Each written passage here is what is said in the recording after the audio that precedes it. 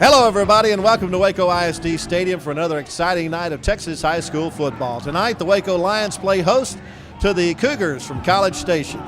I'm Lark Smith, along with the coach, Butch Henry. And, Coach, the Lions have their work cut out for them tonight. College Station comes in ranked in the top 20 in several polls, and they got a really good quarterback in Marquez Perez. Yeah, and I talked to Mike Wright last week. He does play-by-play for A&M Consolidated. This young man's worth the price of admission. Now, Waco High played without Jaylen Harris last week down in Temple. He'll be back tonight, and they're going to need all hands on deck, just like you said. But you know what? This is not a must-win for Waco High. They can lose this game, but they still have to beat Rudder University to get the playoffs, unless Bryan beats Temple. It's kind of confusing, but this is a very good College Station football team. Not only the Marquez youngster Perez, but defensively, they're very, very, very good. So it'll be interesting to see what happens. We will see what happens next. It's coming up right here on Waco ISD TV. First of all, starting with our football team, number 2, Javon Ridge with mother Shanika Ridge. Number 4, DJ Mangum with mother Angela Lacey. Number 5, Michael Stimson, parents Durrell and Stephanie Stimson. Number 6, Tiandre Basie, mother Shaniqua Edwards, stepfather Gregory Smith. Number 8, Danico Gibson, mother Edna Gibson Carr and stepfather Charles Carr. Number 9, Quinn Williams, mother Christy Howard. Number 14, David Vaughn, father Siddiqui Vaughn and grandmother Valerie DeGreat. Number 15, Jaylen Harris, mother Tamika Fielder, father Keith Harris, stepmother Jackie Harris, and grandmother Geneva Harris Green. Number 17, David Moreno, mother Joanne Lerma. Number 19, Trey Cherry, mother Kim Bowen, and grandmother Ruth Cherry. Number 20, Terrance Hamilton, grandmother Eva Brown, godparent Jamie Graham, and aunt Demetrius Taylor. Number 22, LaDon King, mother Constance Marcel. Number 27, Edward Coleman, mother Akira Stoglin, father Edward Coleman Sr., grandparents Leroy and Audra Sifo, aunt LaStar Stoglin, and uncle Devin Stoglin. Number 28, Jaden Bishop, mother Journey Meredith. Number 32, Juan Galeazzi, parents Julian Galeazzi and Yolanda Perez. Number 35, James Evan, mother Bridget Johnson. Number 39, Darren Dawkins, mother Demetria Forsey and grandmother Virginia Evans. Number 45, Michael Essex, aunt Zoletta Robinson. Number 47, Tyreek Webb, parents Takesha Taylor and Alvin Taylor. Number 48, Davion Minute, mother Latasha Minute and brother Hardy Minute.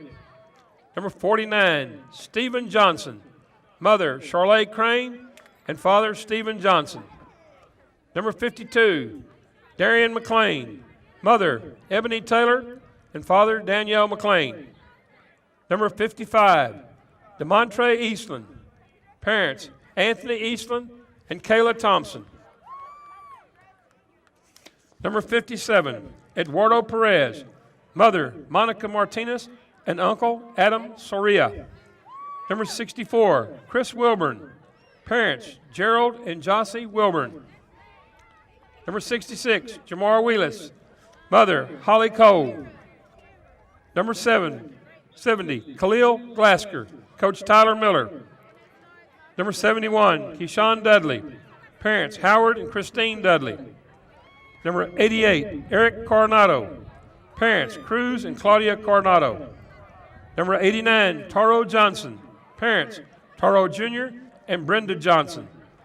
Number 90, Anthony Eastland, mother Ella Lyons, mentor Anthony the Great, stepmother Kayla Thompson. Number 95, Kertavis Norman, mother Keish Williams, grandmother Brenda King, and aunts Arnice and Vicki Williams. Number 98, Teodric Eastland, Parents, Anthony Eastland and Kayla Thompson. Number 99, Nakavion Vincent. Mother, Sheba Sanders and father, Jesse Walker. Now our band members, Diamond Wade Ackridge. Mother, Bridget Ackridge. Demetrius Allen. Parents, Grace and William Allen. Grace Ates. Father, Tom Ates. Marissa Botello. Parents, Jesse and Elaine Botello. Zachary Heldenbrand. Mother, Tasha Merritt. David Hernandez. Father, Omar Hernandez, and stepmother, Vivian Hernandez. Caleb Lackey. Parents, Joe and Adam Lackey. Kevin Laura. Parents, Marcella and Raphael Laura. Brandon Leah. Parents, Stacy and Josh Leah. Josue Morales. Parents, Juan and Sylvia Morales. Jackson Osborne. Parents, Dr. Catherine and Michael Osborne. Zach Pate. Mother, Kelly Gutierrez and father, Jared Pate. Maria Perez. Mother, Erica Martinez and father, Ranuel Perez. Alejandro Rodriguez. Parents, Renee and Alejandro Rodriguez. Nicholas Rodriguez. Parents, Laura and Ethan Rodriguez. Jonathan Sesteta. Parents, Denise and Albert Sesteta. Dananisha Franklin. Mother, Natasha Cook. Stepfather, Anthony Cook. Kanisha Hewitt. Parents, Kenneth and Tanisha Hewitt. Captain Reagan Lawrence. Mother, Raquel Lawrence. Co-captain, DeLavion Lilly. Mother, Demetrius Taylor. Raven Leonard. Mother, Vanessa Leonard. Second Lieutenant, Dazani Robinson. Mother, Stephanie Haywood and father, Darrell Robinson. First Lieutenant, Kiki Sadler. Grandmother, Victor Anderson.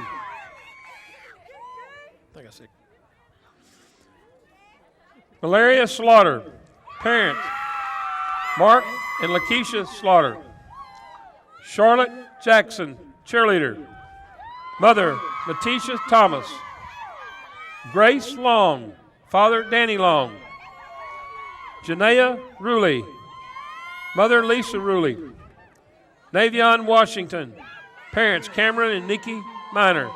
And Ravion Washington. Parents, Cameron and Nikki Miner. Captain, Taquera Weaver. Mother, Latasha Scott. Takira Young. Mother, Latoya Wells, and father, Corey Young. Our trainers, Caitlin Fuentes. Parents, David and Lisa Fuentes. Alexandria Gill. Mother, Elisa Keene. Our junior ROTC, Thomas Alexander, Sergeant Major Jones. Elena Barajas. Father, Enrique Barajas. Rudolph Chavez III. Parents, Elizabeth and Joel de Santiago. Tiana Ebron. Father, Corey Ebron. Andrea Garcia. Parents, Juanita and Andreas Garcia. Casey Helms.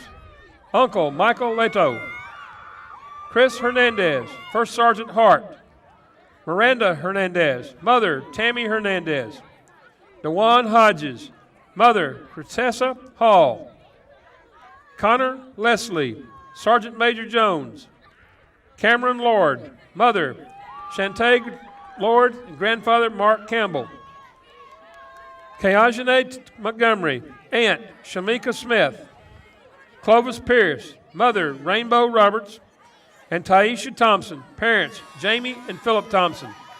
Give our seniors a round of applause for their last year.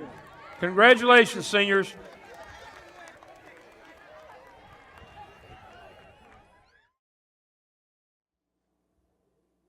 Tonight, we would like to recognize Coach John Knox as Waco ISD's Coach of the Week. Coach Knox has been with the Lions for the last 2 years of his 9-year coaching career. John graduated from Gatesville High School, where he participated in football, baseball, and powerlifting. John qualified for the state powerlifting meet his senior year and placed 6th overall in his weight class. After high school, John attended Texas Tech University and received his bachelor's degree in exercise and sports science. He and his wife, Shyla, have been married 6 years and are proud parents of a daughter, Annalise, and son, John III. We want to thank Coach Knox for his hard work and loyalty to our proud school district. We wish Coach Knox and the Lions all the best in the remainder of the season. Congratulations, Coach Knox.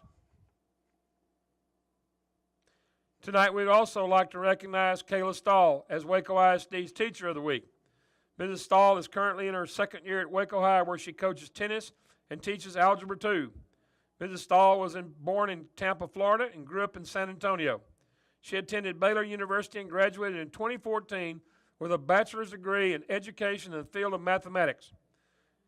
Kayla and her husband, Michael, have been married a year and a half and have 2 dogs and are expecting a bouncing baby boy this January.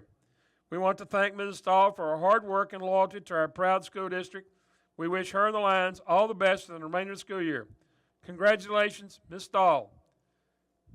Give our Coach John Knox and Ms. Kayla Stahl a round of applause. Congratulations.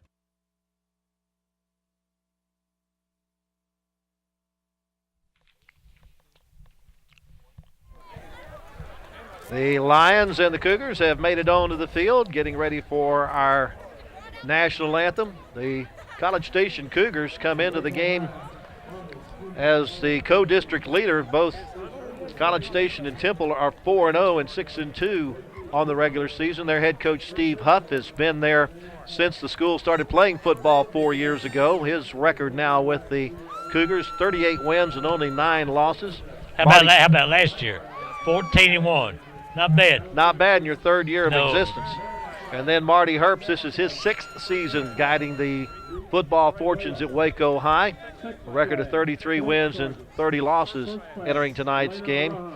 And as Butch said in the pregame, not necessarily a must-win for Waco High, but it sure would be nice to get it here. Yeah, it would. And, you don't have to put pressure on your team to have to win the last 2, which they'd have to do if they lose tonight. So this would give them a little bit of a cushion, but it's a very good football team. And I know next week, A&M Consolidated plays Temple. That should be a good football game also. But this Marquez Perez, their quarterback, which will also play wide receiver, keep an eye on him, because Mike Wright told me he's a dandy in Texas Football Magazine. He's a preseason pick for the offensive MVP in the district. Well, we saw him last year, and last year he rolled up over 3,000 yards in total offense. He's not quite there yet this year. Here's our national anthem.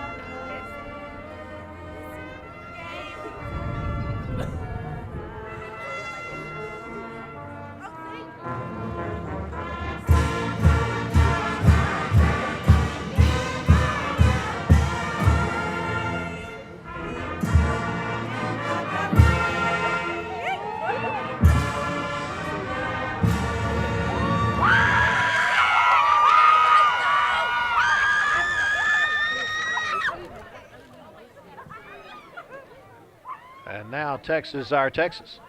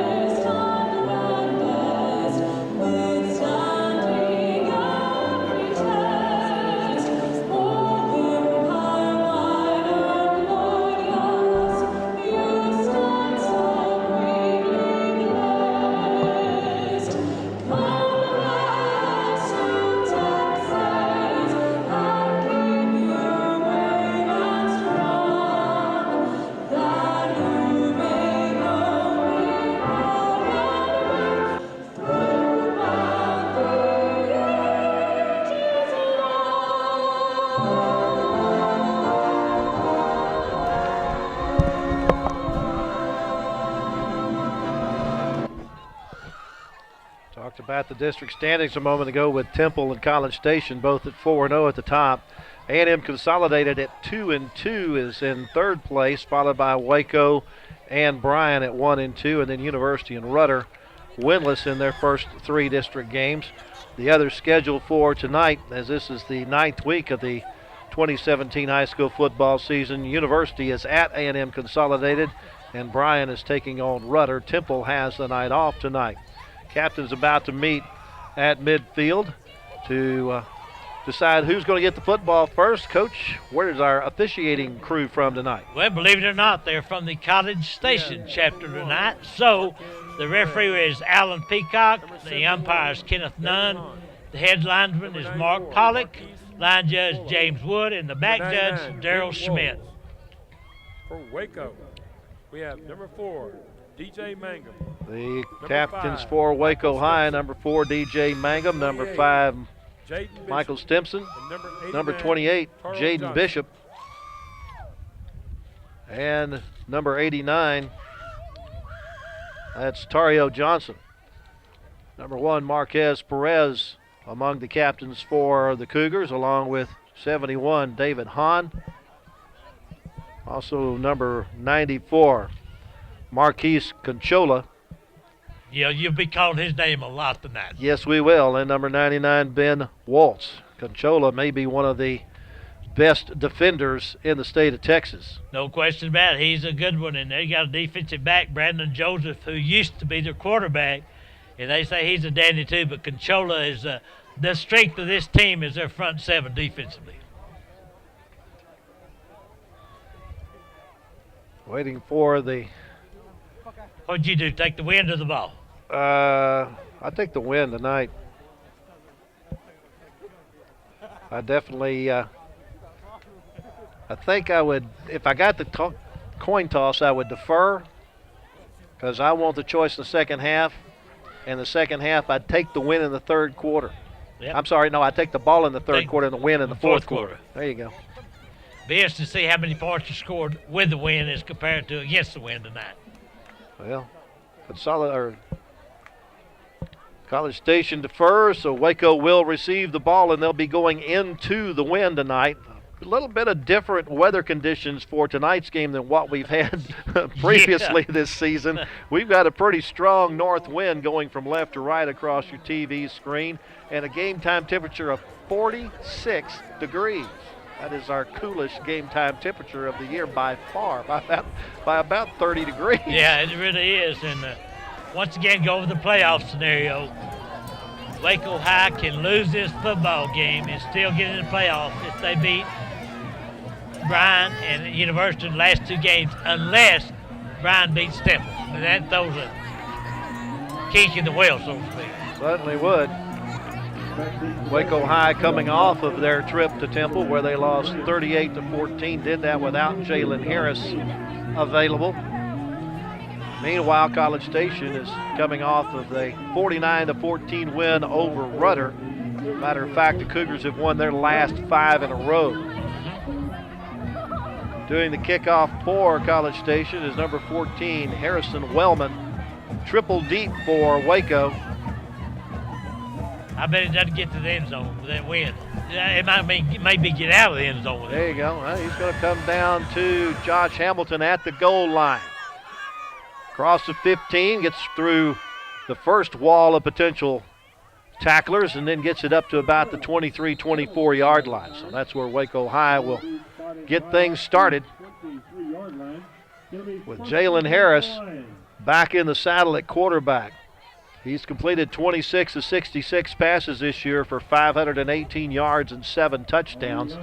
He's also run the ball 71 times for 373 yards. That's the second most carries and second most rushing yards on the team for Waco High. 3 guys you got to keep an eye on defensively. Of course, 16, the defensive back, Concholo, number 94, and don't forget number 5, Quandre White. He's a good one, good athlete. Harris on the rollout, looking upfield, looking for some running room, and gets it with a nice block on the edge from LaDon King, and gets it out to the 27-yard line to pick up a 4 on the play for Harris. I think that would look to me like kind of a pass-run option, but Jalen said, I'm just going to take it in, get what I can, picked up pretty decent yardage. Michael Stimson, LaDon King, and Josh Hamilton, the 3 receivers on the right. Quinn Williams, the receiver at the bottom of your screen.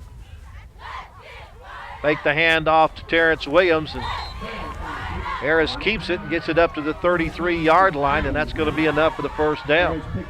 Pretty nice fake that time to Terrance Hamilton. It kind of drew some of the defenders his way, and then Jalen just took it right up Main Street.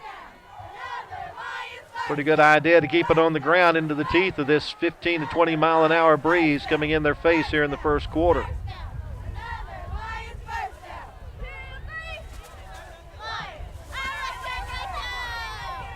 Willie Carter and Jordan Vanda, they tackling the guard on the left side of the line. Fake the handoff on the option. Harris ends up keeping the ball and spins it back to the line of scrimmage, and that's all he's going to get. He was going to pitch the option to Josh Hamilton that time, but let me tell you, Chris Williams is right there. If he'd have pitched it, he most likely would have intercepted it. You don't ever want to pitch intercepted. No. Passes are a different story. You don't necessarily want them intercepted either. No, but you certainly don't want to pitch intercepted. No, that usually means 6. 2nd and 10. Harris just on the keeper to the left. Will run it out of bounds at the 38-yard line. Pick up a 5. Like you notice every play they've run has been to their left. And I'm sure there's a reason for that. Maybe trying to run away from Big 64 in there. I don't really know. Yeah, they're trying to stay away from Conchola, I imagine. That'd be a good plan. Yeah. 3rd and 5 from the 38. Pass in the flat to Hamilton, and he'll be short stopped right at the line to gain for the first down. Kind of depends on where they spot it. Looks like they're going to be about a yard shy, Coach. Yeah, it looks like this will bring up an apparent putting situation, but I wouldn't bet on them kicking it. I really wouldn't. Mark it at the 41.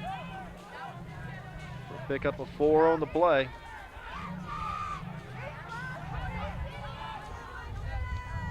Escada in to do the punting. You think he's going to punt it? I think so.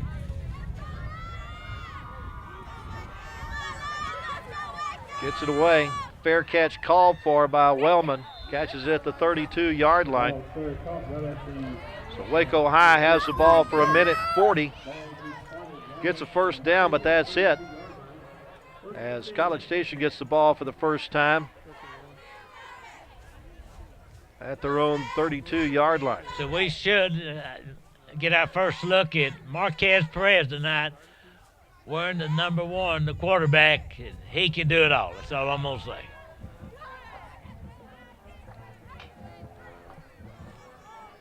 First and 10 at the Cougar 32. Dada Anderson in the backfield with him. He's their leading ground gainer. Perez throws in the flat and in and out of the hands of his would-be target Spencer Maxwell. And that wind will play havoc with a pass. It'll just sail on you, and that's exactly what happened then. But Dada Anderson's a young man that can pick him up and lay him down also.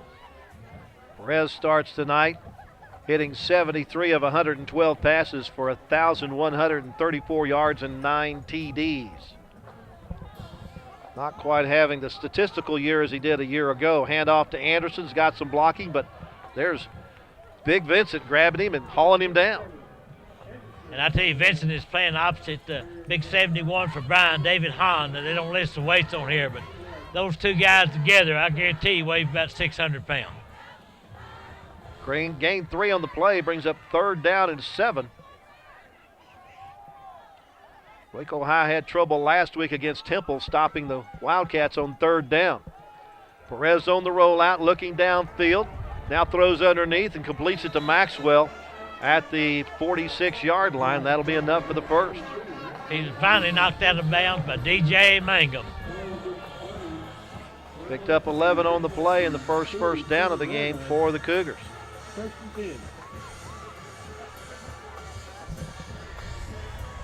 Perez sends Anderson in motion, has a little trouble with the snap, and will make something out of it as he runs it up the middle, tries to go around the corner to pick up some blocks, but he's thrown to the turf by the Marion Lions.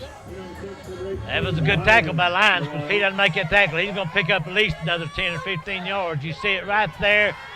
He grabbed a hold of it, hung on. Got it out to the Waco 46. A gain of 8 on the play for Perez, brings up a 2nd down and 2.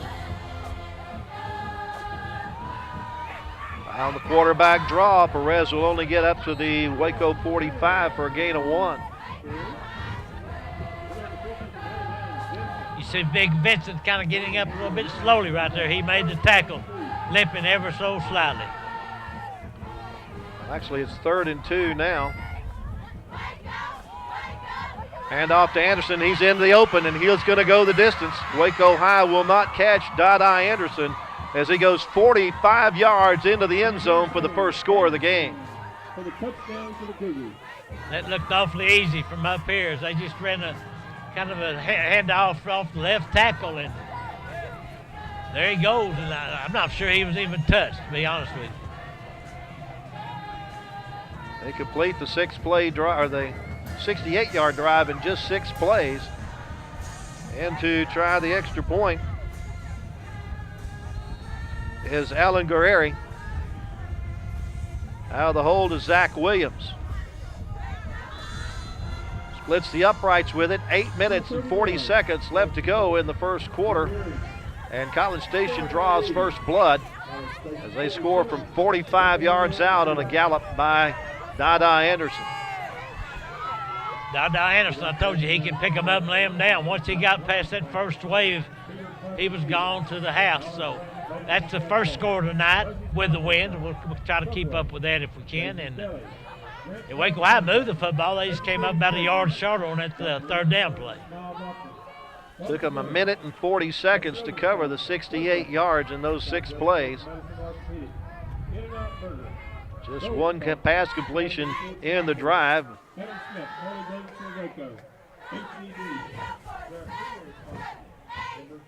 Picked up a couple of first downs on the way.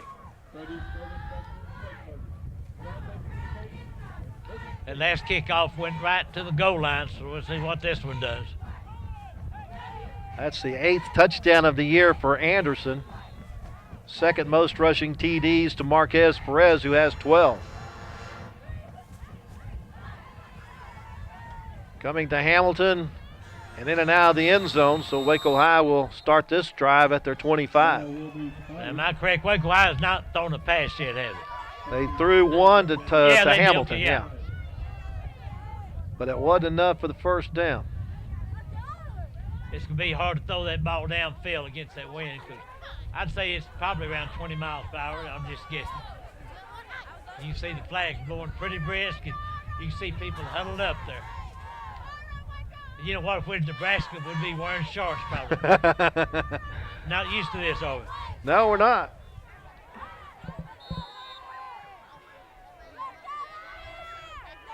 Harris rolling to his right, looks to pass, throws underneath, and in and out of the hands of LaDon King. Just a little too tall for King. LaDon King was wide open that time, and like I say, the pass just got away from Jaylen just a little bit. Look at these cheerleaders. You can tell those young ladies are cold, but they're doing their job. Coach, where's the College Station band? I think they're en route. I don't know where, but they're en route somewhere. Yeah, they may be en route to El Mott.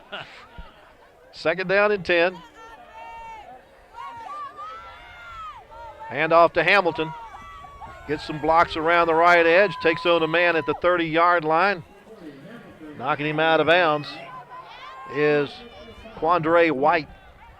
And I really do think they're trying to run away from Conchola, to be quite honest with you, because they're keeping everything his way, and he's playing on the far side of the field. He's a 6'3" youngster, about 270, 275. Well, they do go his way this time, and Jaylen Harris picks up a block and is headed down the Cougar sideline. And we finally corralled and run out of bounds on the far side by Jordan Bellows. See, that running play went to the right. That time, Jaylen Harris, you see, he just used that speed. And you'll see Bellows come in, finally make the tackle right there, kind of knocked him out of bounds, and first down for the line. 38-yard gain on that play by Harris. Have we seen a flag yet? Well, looks like we just got one somewhere. Well, it had to be a long way away from the play, Coach. Yep, unless it looks like it might have been a dead ball foul. I don't know. Well, maybe not. The 33 is where he went out of bounds. Yep.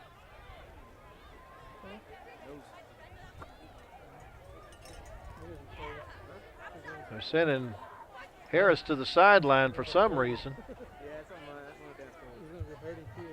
They haven't started the play clock. Apparently, maybe Harris lost his helmet on the sideline and he has to come out for a play. That's maybe all I so. can think. I didn't see it, but I So Moreno comes in at the quarterback spot. David Moreno, the senior, who's completed 6 of 16 passes this year for just 76 yards, but 1 touchdown. Put Josh Hamilton in motion, fake the handoff to Josh, and Moreno keeps it and has it inside the 30, down to the 29-yard line. Now Jalen's going back in. I'm looking, he must have lost his helmet. I don't know. 4-yard pickup for Moreno on first down. We'll set up Harris for a second down and 6. Waco High doing a good job of trying to answer the first score of the game, which the Cougars got on their first possession.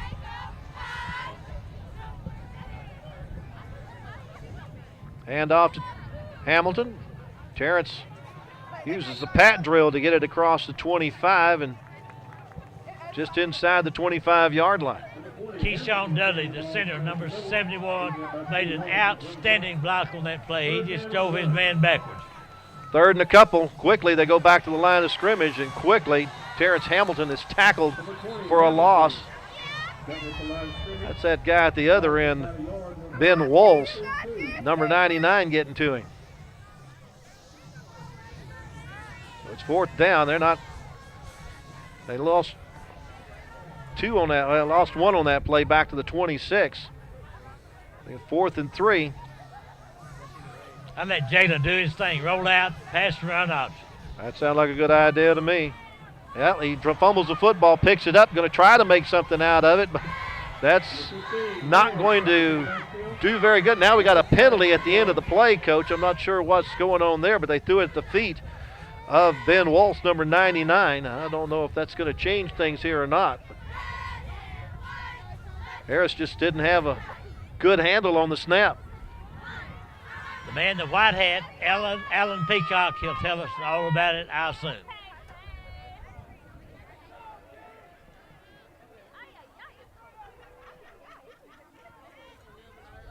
All right, Alan, let's hear it. I got a dead ball, personal foul on red. 15-yard automatic first down. They used to give you the number, but I guess they know the number. So the personal foul is the first penalty. It goes against Waco High, and it really gives College Station some good field position as they get the ball with 6 minutes and 46 seconds left to go in the first quarter, and they lead 7-0. They'll start this drive at their own 49-yard line. This is usually when a coach goes for the juggler and tries to hit the home run. See what Perez does here. Hands it off to Anderson, gets it back to the backup quarterback, and it's in and out of the hands of Jalen Campbell. That was thrown by Brandon Williams, who is the number 2 quarterback,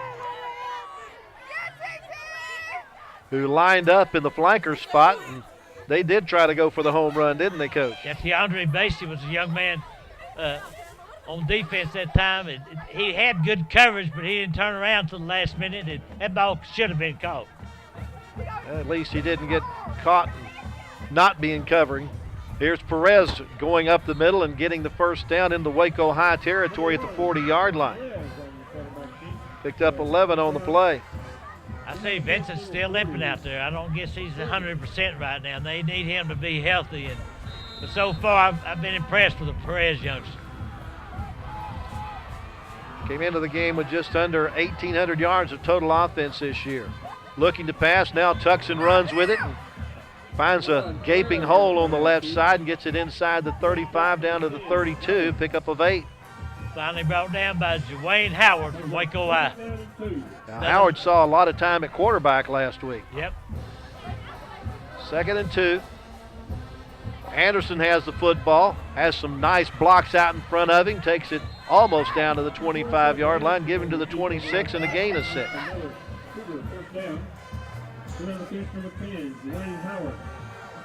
Picks up another first down. And whistle before the snap.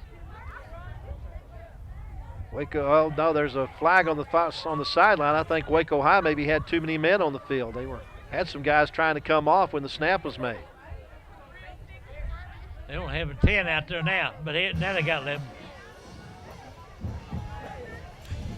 I got illegal substitution on the defense. That'll be a 5-yard penalty. Still first down. Huh. So 5 yards off, marked off against Waco High. We'll take it down to the 21-yard line, where it's 1st and 5.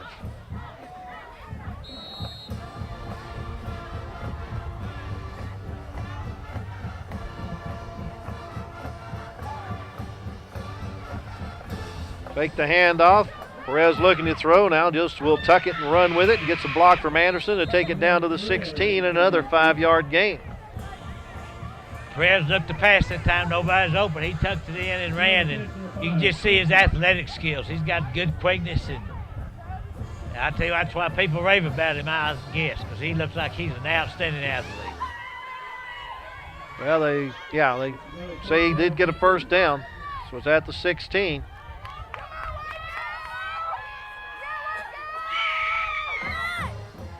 Hand off to Anderson.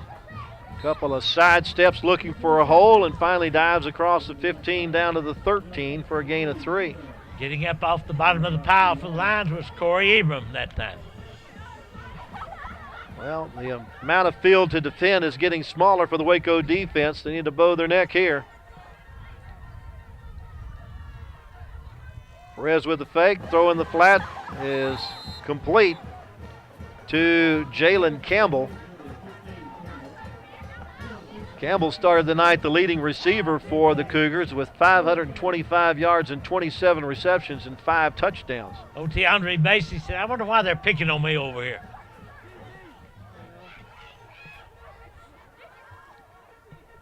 There's no gain on the play, though.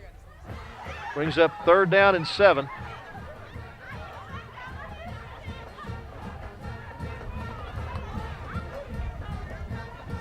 Perez on the option.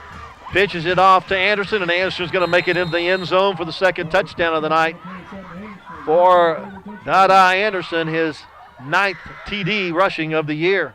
Look at this option. You cannot run the option any better. He waited till the last minute, pitched it back to Dada, and he waltzes into the end zone for the 6 point. That's 2 scores with the win.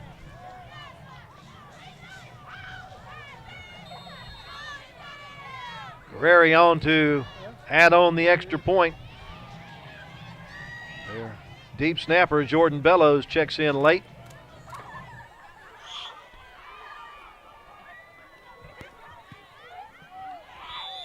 And the kick is good. So 4 minutes and 50 seconds left to go in the first quarter. And College Station has increased its lead to 14-0. Well, I think it's very important now for Waco High. Get this kickoff and mount some kind of drive, try to get some points on the board. And I was going to tell you how much time's left, but the scoreboard just went out. They got to sell some chicken. Yeah. You can't sell chicken while the scoreboard's on? Apparently not. Oh, okay. 8 plays. There, yeah. Yeah, 8 plays, 51 yards in 1 minute and 56 seconds for the 2nd score for College Station tonight. Waco High's offense needs to answer here. They really do, and of course there's still 4 minutes, 50 seconds left in this half. Waco High's got to go against that strong breeze. They got some speed back there, but they really only had one opportunity so far to return a kickoff.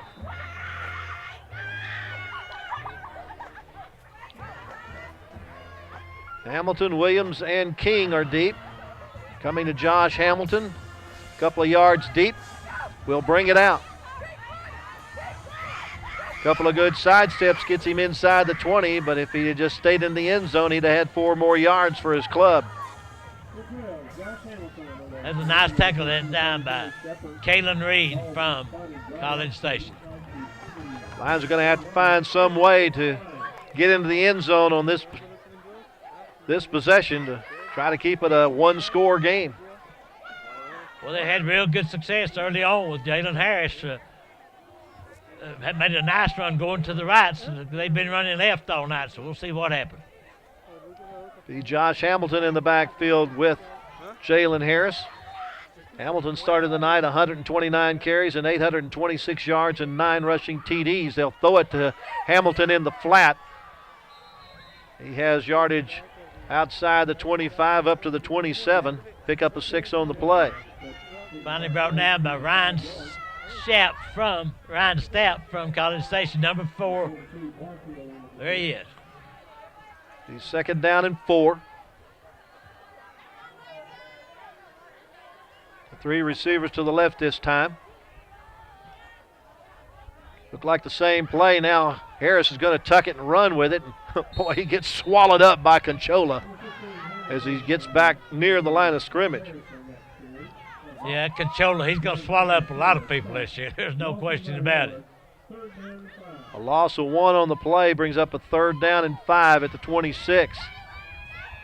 I tell you, defense is the strongest part for this team. We talked about it on the pregame. Their front seven's awful salty. They're all back just about from last year. Again, this is just the 4th year in existence of this football program at College Station High School. They've certainly hit the scene. They better hurry. Doing very well. We got 2 seconds left on the play clock. Now timeout called by Marty Herbst to save the play. I understand today was the day that the schools take a snapshot and they report numbers to the UIL for the next realignment. Yeah, and I understand Waco High. I think their numbers were 1999. I'm serious. It's a good year. 1999. Now those people, you can see right there that it's not exactly 80 degrees. Those people are bundled up, and it's pretty nice up here. 1999 would give Waco High about another 180 students over last year. Yeah, if that's what they end up with. So I understand the numbers at Temple may be enough to get them into 6A if they don't change the qualifications. Right. 3rd and 5 at the Waco 26.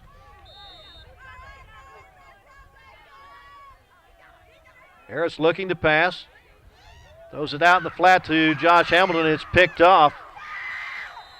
Jordan Bellows there to take it in at the 30-yard line, and the turnover gives it right back to College Station, basically at point-blank range. Boy, Jordan Bellows was Johnny on the spot that time. It looked like this ball was meant for him. He threw it right to him right there. I don't know if that wind caught that ball or not, but it was very, very much underthrown. Waco High kept it for just 1 minute and 9 seconds. Turns it over to College Station at the Waco 30. And let's see once again if Steve Huff decides to go for the jugular here on this first play after a turnover.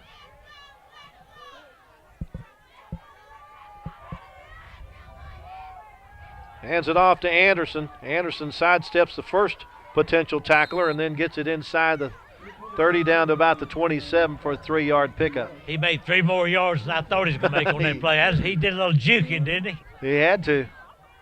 He had a bunch of red shirts in his face.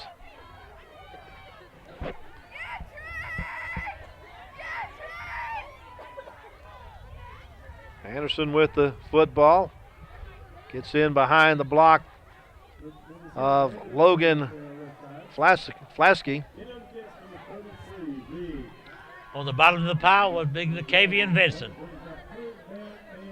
Got it up to the 23. Gain of 4 on the play. Brings up 3rd down and 3.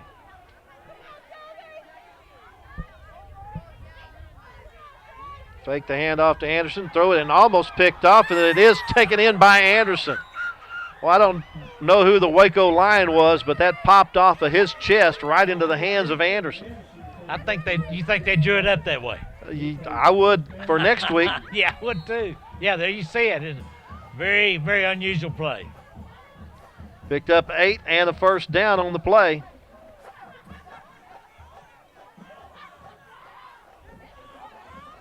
Anderson takes it up the middle and gets it down to the 7-yard line.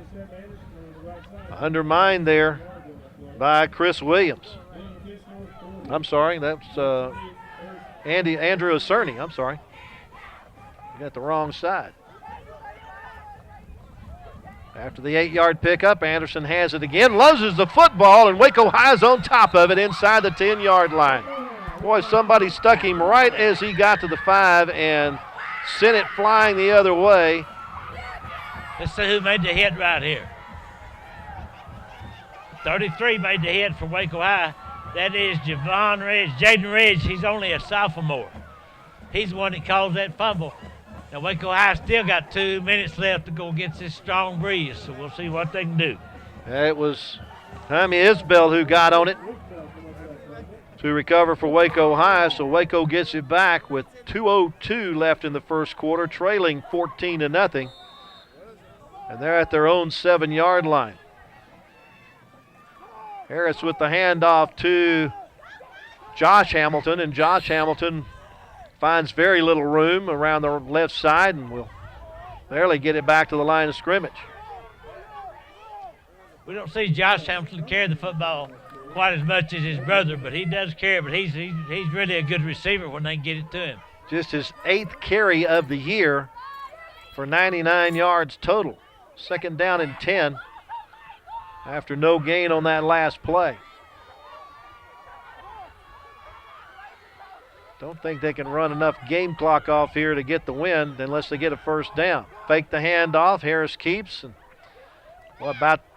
might push the scrum up to the 8-yard line, but very little running room there.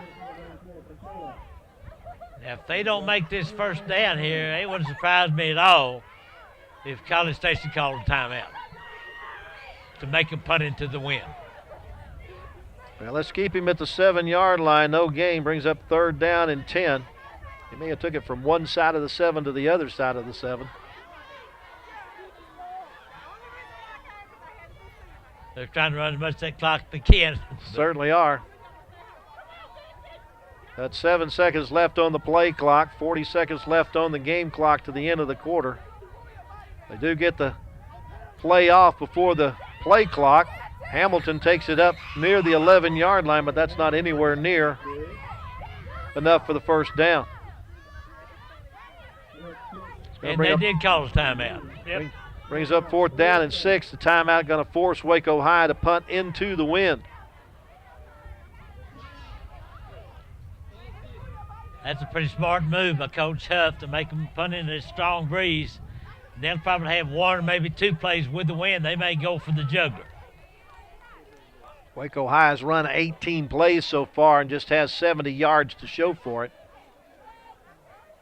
College Station, meanwhile, has run 19 plays and 136 yards to show for it. You know, Terrance Williams came in the game with 833 yards rushing. I thought he might get to that 1,000-yard plateau, but he's going to have to hurry.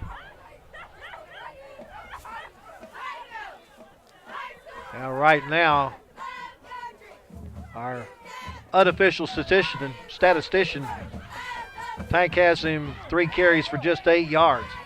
Like I say, he's got to hurry.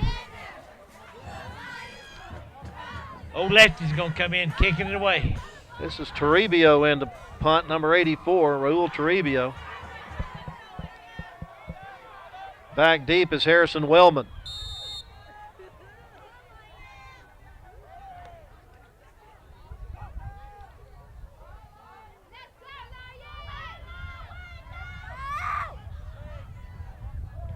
Certainly taking their time. They're not running any time off the clock by doing this.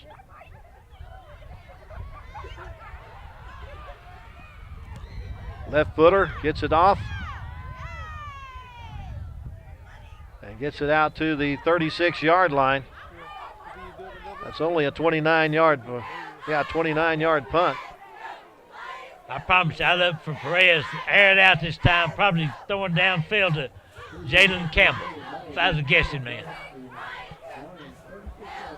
Cougars get it back with 17 seconds left to go in the quarter, leading 14-0 as they scored in their first 2 possessions of the first quarter.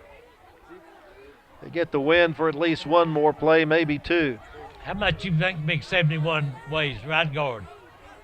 I'm going about 340. He's a big one. Perez going to the sideline and overthrows Jalen Campbell, his favorite target. I ought to start calling the plays. You know it. Yes, sir, you ought to. Yeah. You're getting to be as good as Tony Romo up here.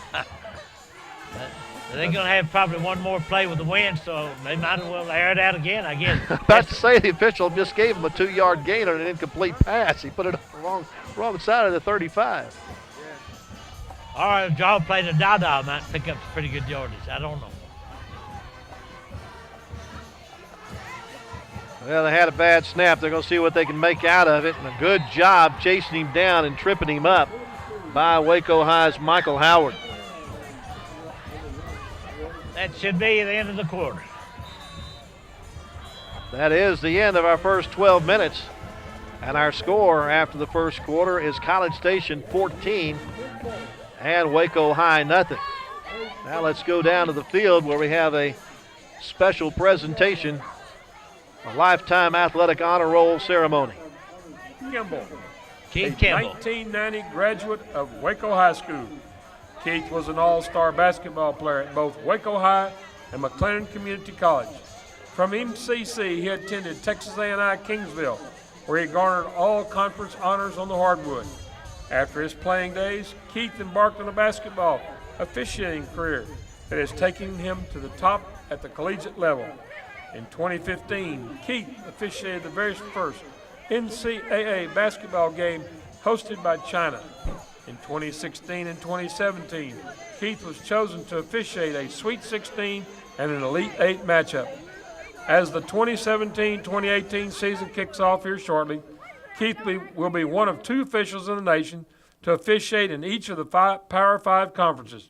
Please join the athletic department in honoring Keith Campbell as we add his name to our lifetime athletic honor roll as our newest member. Congratulations, Keith Campbell. Very good honor there for Keith Campbell. heck of a basketball player. He is my son, and he played together at MCC, and I knew then Keith had it. Of course, I run the shot clock at the Baylor games. He's big time official. Let's put it that way. Glad to see those Waco graduates do well. 3rd down and 10 facing College Station as we start the second quarter. Against the wind, Perez cuts it back inside. Gets tripped up when he gets to the 30, falls forward to the 29, but he's going to be short of the first down. I tell you what, Keyshawn Vincent has probably played the best defensive game that I've seen him play so far this year. He's been in a lot of tackles. 7-yard pickup for Perez brings up 4th down. They're kind of in no man's land here, Coach. They're most likely going for it. They're lined up that way. Don't expect Perez to do a quick kick, though he is a do-everything guy. Hands it off to Anderson, and Anderson's not going to be anywhere near the first down. Waco High holds on downs. Take another look at it. That's just good defense there. I think one of the youngsters made the hit that time might have been David Minute. I'm pretty sure Davion Minute, I think he was. So Waco High will get the ball at the 28-yard line after that 1-yard gain by Anderson.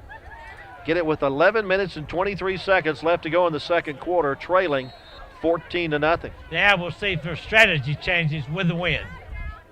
Yeah, and a wind blowing out of the north at about 15 to 20 miles per hour at times. Handed off to Hamilton. Hamilton's got a big hole up the middle.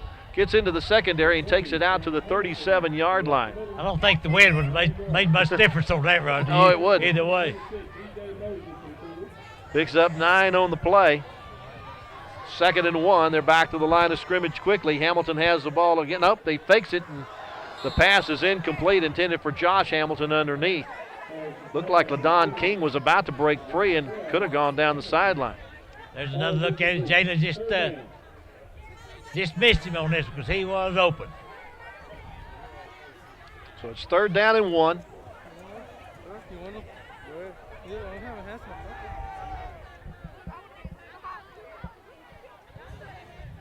Well, let's try to get Hamilton in the right spot in the backfield.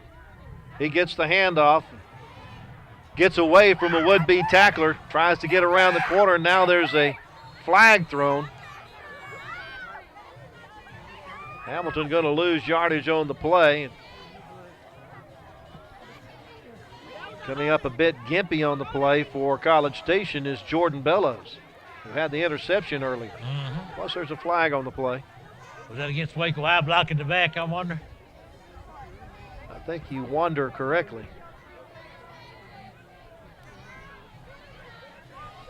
Got blocking the back against Waco. That penalty's declined. Be 4th down.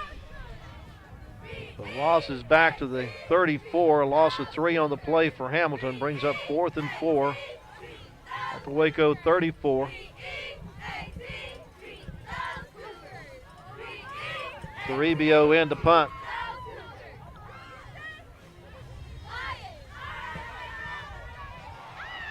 They got it. They blocked it. Certainly did. Scooped up down to the 10-yard line goes Brandon Joseph.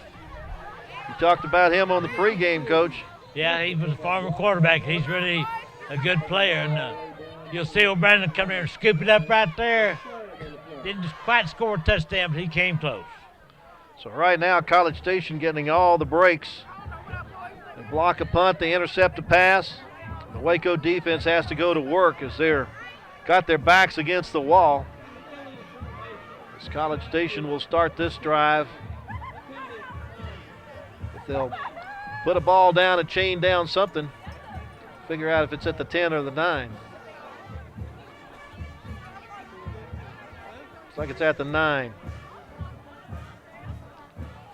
College Station's staying in that huddle for a long time over there, so I don't know what Coach Huff's telling them, but it took a while, whatever it was. Coach, it's been a long time. It's about 5 minutes left in the first quarter when the football was in the College Station end of the field. Perez has his offense to the line, hands it off to Anderson. Anderson over the right side, following blocks down to the 5-yard line, and then he's finally corralled by a bunch of red shirts once he gets to about the 4.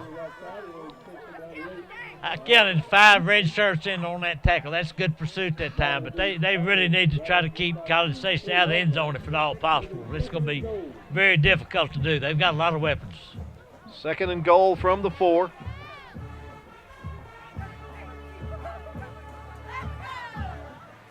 Perez looking for a hole around the right side, and he's grabbed from the backside. An outstanding job of getting there by Michael Howard.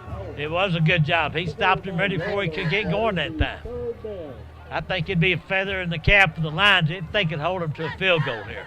3rd and goal from the 2 after that 2-yard gain for Perez, and against that win, a field goal is not necessarily going to happen.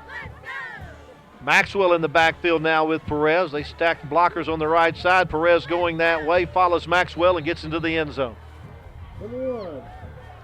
For Marquez Perez, that's his 13th rushing touchdown of the year. Makes it 20-0 College Station with a try for point to come. Well, we've had 3 scores, 2 of them with a win, 1 against the win.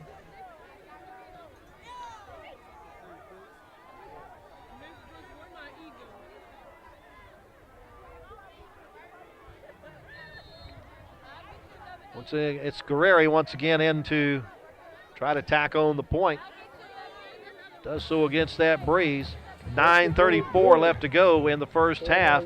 College Station increases its lead to 21-0 as they take advantage of the block punt and only have to go 9 yards, do it in 3 plays in 1 minute and 7 seconds.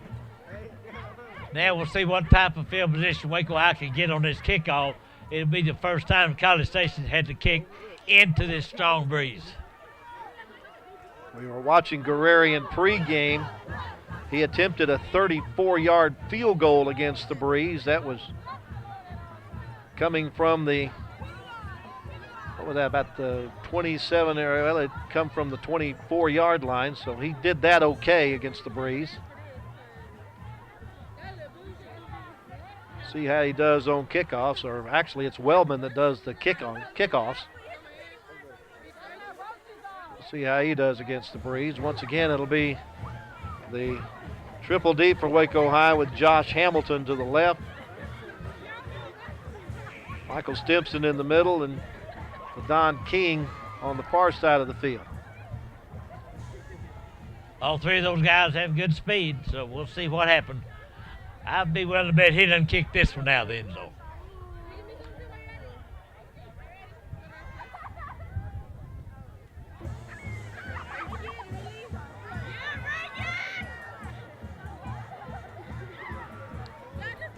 Down the middle to, well, Hamilton will let it bounce and go all the way back to the 5-yard line, looking to pick up some blockers, and he's going to be snowed under at the 11-yard line. You don't let those things bounce, Coach. No, and I think the wind played havoc with that ball once it got up in the air.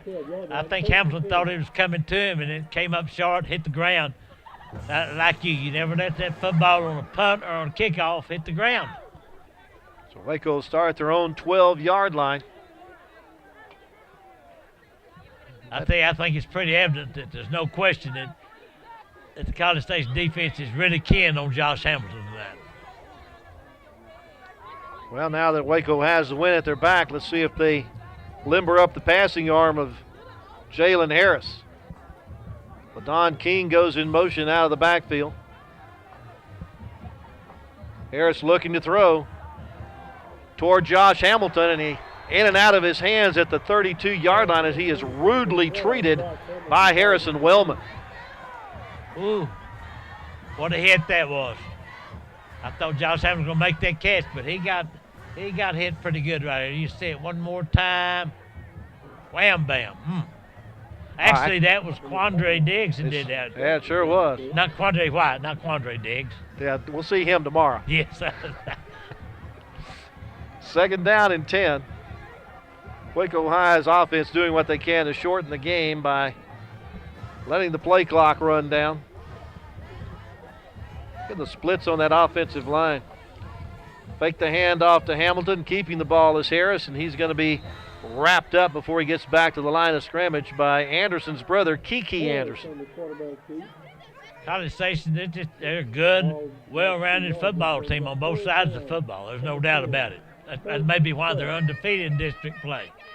Shows us why they are still ranked among the top 20 teams in several polls in Class 5A despite their 2 losses on the year. From the 10 after the 2-yard loss for Harris. Now, did they lose earlier in the year to Westlake? They did. They lost to Westlake 35-28 and lost to Houston St. Pius X by a score of 58-41. That was their. Of course, as it turns out, Westlake's got a pretty good outfit. They beat Lake Travis, so. Yeah, they do. First time in 8 or 10 years, whatever it was. Yeah, they rolled up 606 yards of offense against Westlake. We got offsides against the defense. Be a 5-yard penalty. Still third down. It'll be 3rd and 7.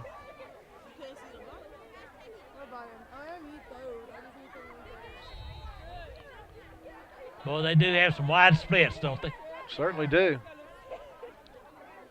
Harris back to pass. Now he runs it up the middle and has some running room. Right at the mark for the first down. Let's see if they give it to him. Could this be one of the first measurements of the year? We haven't had one yet. Well, I think they're going to give it to him. It's right there at the 12 or the 22, and that's where he needed to go.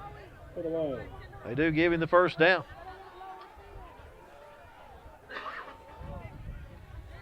So Harris picked up 12 on that play from the 10.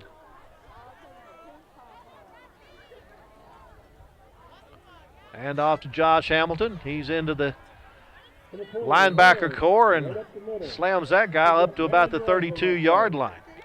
I'd like to see the Lions get about a 6 or 7 minute drive here, get some points on the board before halftime. Give Hamilton 9 yards on the play. 2nd down and 1 at the 31. And really, it's just 2nd down in inches.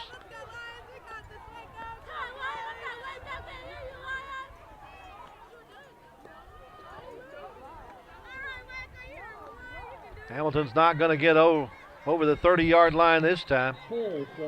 That's Conchola that gets to him quickly. Conchola is a good football player. I can see why he's highly touted because he is a really good football player. A loss of 1 on the play brings up 3rd and 2 at the Waco 30.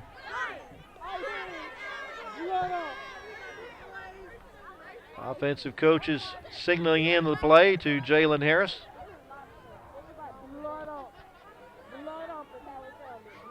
Harris on the keeper around the left side. Conchola wraps him up for maybe a 1-yard gain, and that's it. They're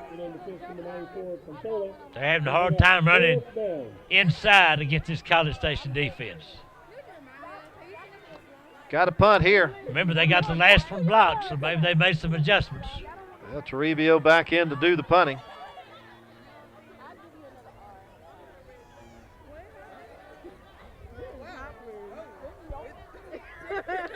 Wellman, the receiver, deep. Little high snap, but Toribio gets it down out to the 38-yard line. Wellman with the return gets it up to midfield. 12-yard return for Wellman.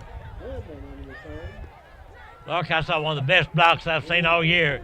Garrett Draper put it on one of the Wick High youngsters who's really having a hard time right now. And that happened to be James Evans. He lit him up. They're going to say it's at the 49-yard line in College Station territory where they have it 1st and 10 with 6:22 left to go in the second quarter, and they lead the Lions 21-0. By the way, Evans is coming off the field. He's pretty upset right now. He got to get those cobwebs out of his head. Perez takes the snap, fakes to Anderson with the reverse rollout, looking to passing upfield under pressure, is looking to just get anything out of it, and maybe gets it into Waco High's end of the field from 149 to the other 49, a 2-yard gain for Perez when it could have been about a 12-yard loss. Andrew Cerny that time had him for a loss around the 40-yard line, but he turned on the Jets and picked up yardage. Perez on the option this time, pitches it over to Anderson, and Anderson has the first down. Coach, I'm not so sure that wasn't a forward lateral. It's pretty close. If he's past the line of scrimmage, that was forward, and that would be a forward lateral. If he's not past the line of scrimmage, it's a forward pass. Evidently, whatever it was, it's first down. Yes, sir. Up to the 37-yard line. Pick up a 12 on the play. Anderson has the ball, and he's bottled up before he can get going. He's going to lose a yard back to the 38. Nice tackle that time by Corey Ibram, and had a little help from some of his buddies, but Corey made the initial hit.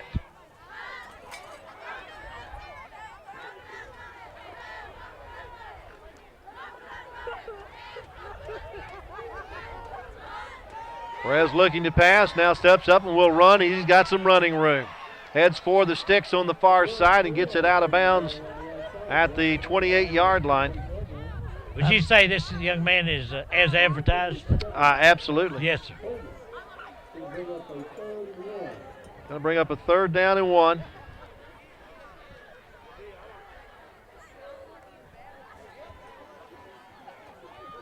At the 28.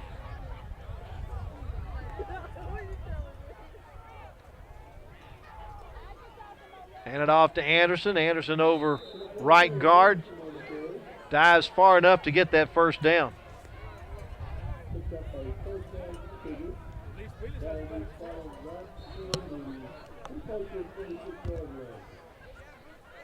I think the clock continues to roll. Waco High needs to stop here in the worst way. They don't want to get down 4 touchdowns. They don't want to be down 3, but they certainly don't want to be down 4. From the 27-yard line. Hand it off to Anderson. And he's brought down from behind. Big Nakavian Vincent gets him around the waist and brings him down. Vincent has really played well tonight. Like I say, best game I've seen him play this year. A yard up to the 26. 2nd and 9 at the Waco 26-yard line. Maxwell in the slot on the near side. Campbell, the receiver, on the far side, but Perez coming to the near side, looking to pass, squares his shoulders and throws it for Maxwell, but he's out of bounds when he catches it. Take one more look at it. Perez rolling to his left, trying to throw back. There's the pass, and the ball is out of bounds. There's also a flag on the play. It's a holding penalty against College Station. The offense, be a 5-yard penalty, still 2nd down. Holding's 5 yards since when? Since about 30 seconds ago. I thought holding was 10 yards. Well, they mark it 10 yards out to the 36. He just said 5. Well, he got a little confused. You're supposed to multiply what he says by 2. Something like that.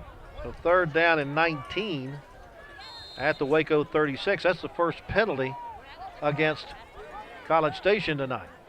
They hand it off to Anderson. And Anderson, with an inside move, will spin his way down to the 30-yard line. Pick up 6 on the play, but it brings up 4th down and 13. Don't you watch his spin move right here. Anderson, he picked up about another 5 yards with that move.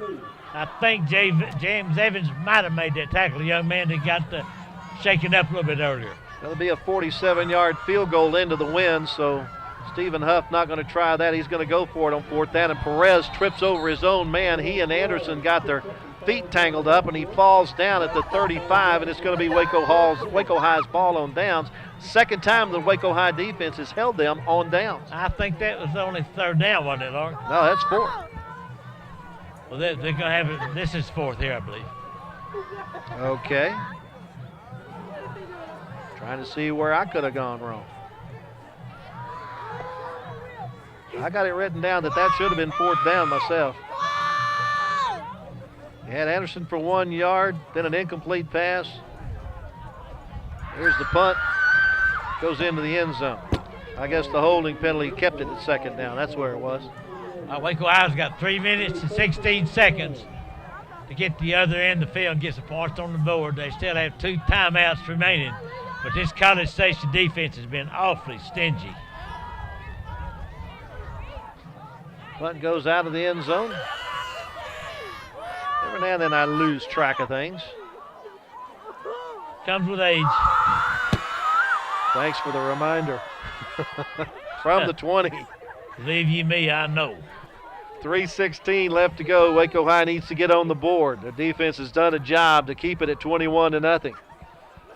Hamilton coming around the right side, dives over would-be tacklers and gets a yard gain to the 21. It is tough sledding for the running game right now. Yeah, they're ready. That's just a tough defense to run against. I think they're going to have to throw the football or maybe run a screen pass or something, loosen up this defense because they're playing really well right now.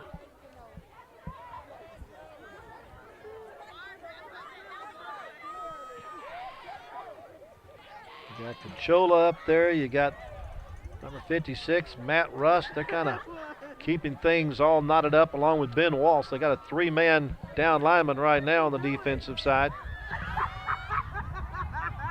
Handoff goes to Hamilton, and Hamilton keeps his feet. He gets it across the 25 to the 26. Gain of 5 on the play. As the clock continues to run toward the end of the first half. 5-yard gain brings up 3rd down and 4.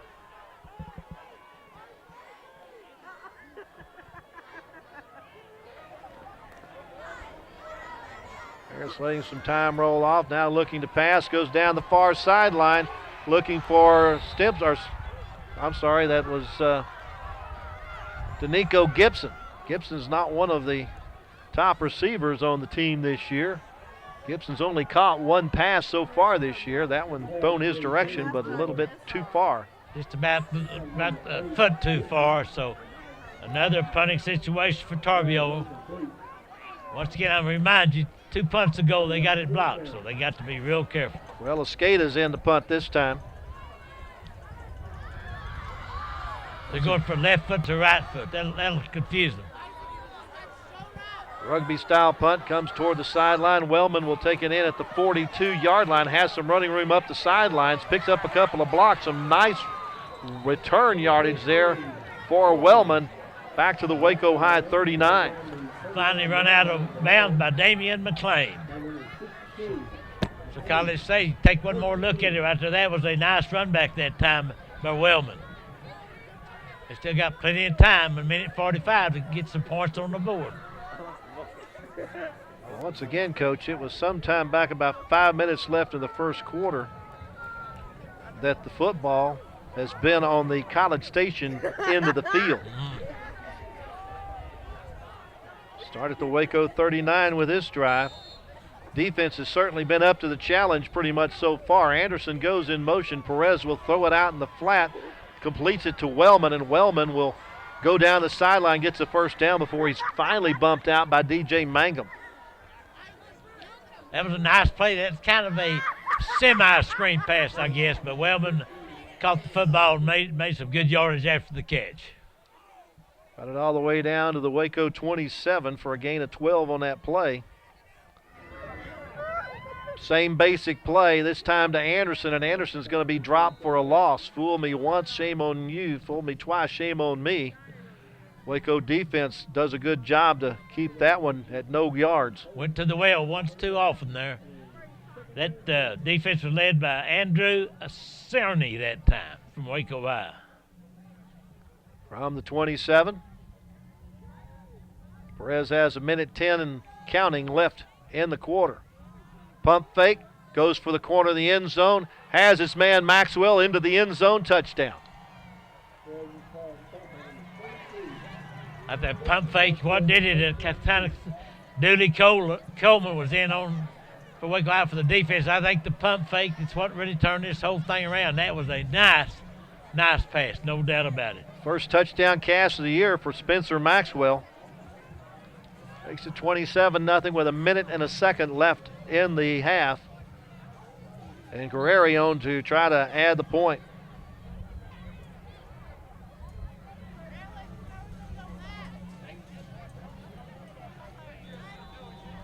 Puts it through the uprights.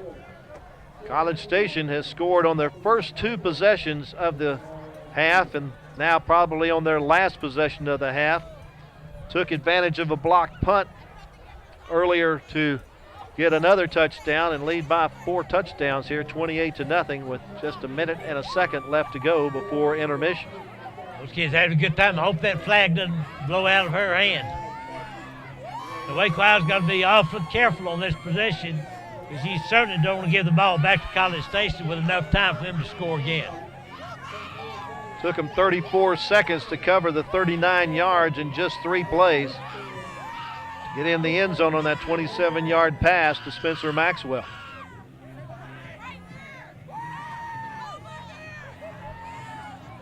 Tennyson, Texas, flex cam. I think you know quite a bit about that Tennyson school, don't you? Yeah, sure. I'll tell you a lot of stories about that.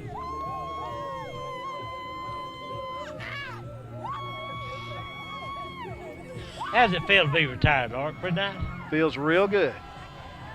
Except those days that I can't find something to do. End over end kick comes to Hamilton, or that's Stimson at the 5. Stimson has a seam and gets Waco. The ball is loose and it's picked up by Brandon Joseph. His second fumble recovery of the night. I said what you did not want to do was give the ball back to College Station with time left on the clock, and that's exactly what happened. Stimson made a nice run back, but just laid it on the ground. Brandon Joseph picked it up. We've called his name several times this evening. Well, and it gives Marquez Perez 52 seconds to try to do something. Didn't take him that long last time, did it? No.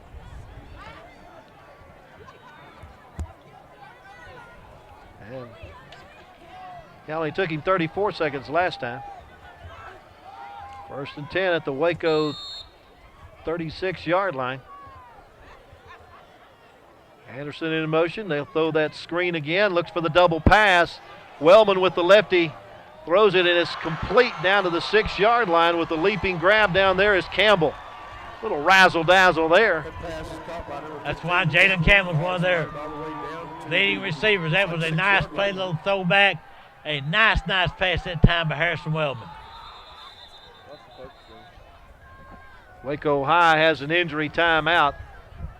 As one of those defending on the play. I believe that's Javon Ridge is being attended to on the far side.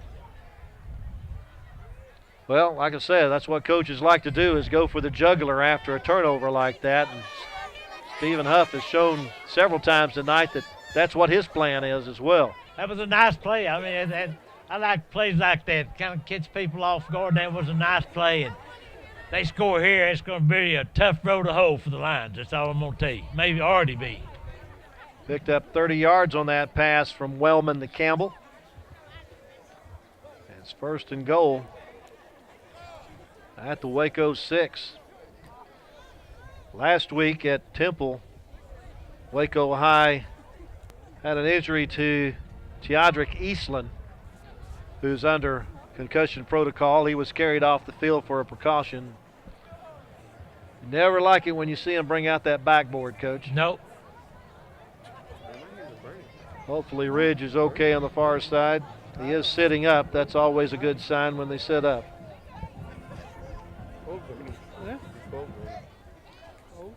They're really pushing the concussion protocol, not only in high school, but at all levels now, because that thing is very, very dangerous. And it ruined David Ash's career, basically. Certainly did. When I was in junior high, a buddy of mine caught a pass, got hit out of bounds. He came over and sat on the bench next to me, where I normally was on the bench. And about 10 seconds later, he goes, "How did I get here?" Oh, that's I trouble. said, "Coach."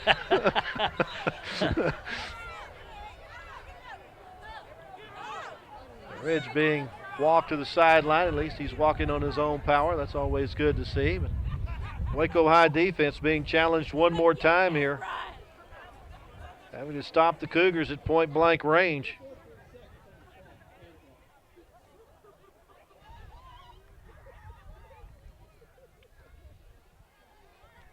I don't know who Brother Peacock was talking to. I guess somebody up there in the booth. Got 43 seconds left in the contest. Perez with a handoff to Anderson. And Anderson maybe got forward progress. Well, let's go give him no yards on the play, as he doesn't even get to the 5-yard line. College Station got 2 timeouts left. They're going to utilize one of those right now. As the clock's at 29 seconds before halftime. Speaking of halftime, coming up at halftime, we will see the Waco High Band and the Scarlet Line. Again, College Station starts the night tied for first in the district standings with Temple at 4-0. Both of them 6-2 on the regular season. A&M consolidated in 3rd place at 2-2, and then Waco and Bryan trying to secure that 4th playoff spot at 1-2. Bryan is at Rudder tonight. Now next week, I think Temple's at College Station, if I'm not mistaken, next week. If so, that probably for the district championship, I would imagine. Probably would be. Let's see if I can find my handy-dandy schedule here. Handy-dandy. Yes, that's right. Temple has the week off now, and Temple will be at College Station next week. So your memory is much better than mine. I like that handy-dandy. Just one push of the button, you got it. Yeah. That's called a computer, right? Yeah, computer. Oh, okay. Yeah, with a touch screen. That way I don't have to grab Tank's mouse. Had a telemarketer call me today. Want me to talk about computers? I said, I just hung up. I said, no, I hung up. Thanks, but no and you thanks. know what it said on the screen? Hollis Middle calling. That's what it said. I was confused. Back to pass, little jump passes in the end zone, incomplete for the touchdown to Brandon Williams. Oh, the College Station coaches think he caught that, but the officials said no, sir. The back judge, Daryl Smith, said no, sir. You take a look, you make the call. There he comes up, comes down. There's a ball on touched the ground, I believe. So it's an incomplete pass. Williams does not get his first touchdown reception of the year. It only took 6 seconds for that play to develop. 3rd down and goal from the 6. 4-point play here with 23 seconds to go.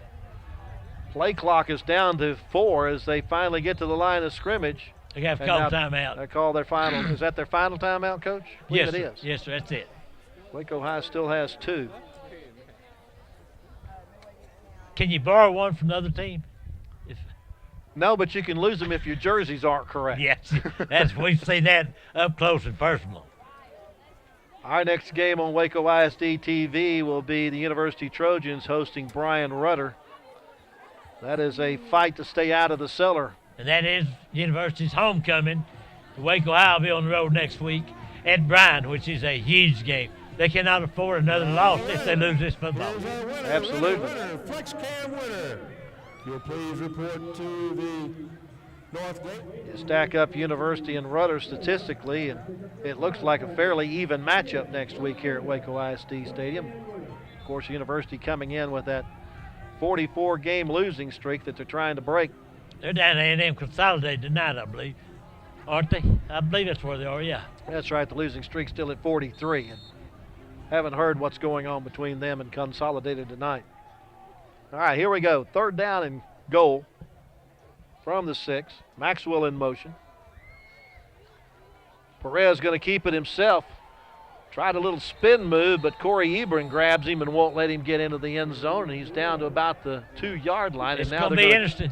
See if they get it off. Yeah, quickly go to the field. Did Waco High call the timeout? No, got a young man down. That's It's a Waco High player. bad timing right there. Gave them an opportunity to get set up. They might not have had enough time because it's down to 8 seconds. Now that's Jaden Ridge that's on the ground for the Lions. Been a tough night for the Ridge boys, hasn't it? Certainly has. I tell you what, it may say 28-0 on the scoreboard. The Waco High defense has done the best that it can considering the field position. Yeah. You give them point-blank range, most teams are going to score. And I know this young man's hurt, but that really was an advantage to College Station. Now, they'll start the clock as soon as he gets off the field, but they'll already be set up for the field goal. Second possession for College Station in the first quarter. The ball was at the 49-yard line, and College Station's into the field with somewhere around the 6-minute, 5.5-minute mark, and that's the last time that the football has been on the College Station end of the field, according to the what I keep record-wise. That's just how much challenge the Waco High defense has had tonight.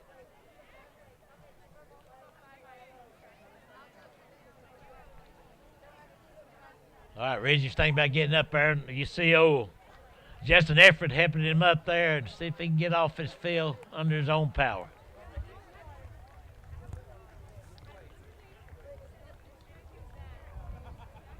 Well, he is on his own power. He's a little wobbly, but I don't know if that's an ankle or a knee that he's limping on. But he is walking. That's a good thing. That's always a good thing. So Guerreri on to try a 20-yard field goal.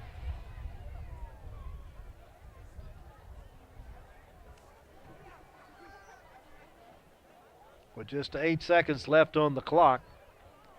There'll be enough time probably after this kick for a kick return by Waco High.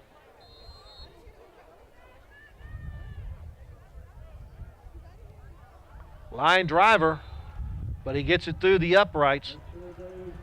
And somehow the clock managed to run out on that kick. Did they start the clock before the snap? No. But they did. No, they didn't. That took 8 seconds to go that little distance? Well, 35-0, I'd run it too, wouldn't you? Or what, 31-0, whatever it is. All right, so the 20-yard field goal by Guerreri ends the scoring in our first half of play as we go to the locker room. Waco High trails College Station by a score of 31-0. Stay tuned. Our halftime activities coming up in a moment right here on Waco ISD TV. The 2017 Scarlet Line Drill Team is under the direction of Wanda Johnson and Bama Moore. Officers are Reagan Lawrence, and co-captains Jamie Aguilar and Deavion Lilly.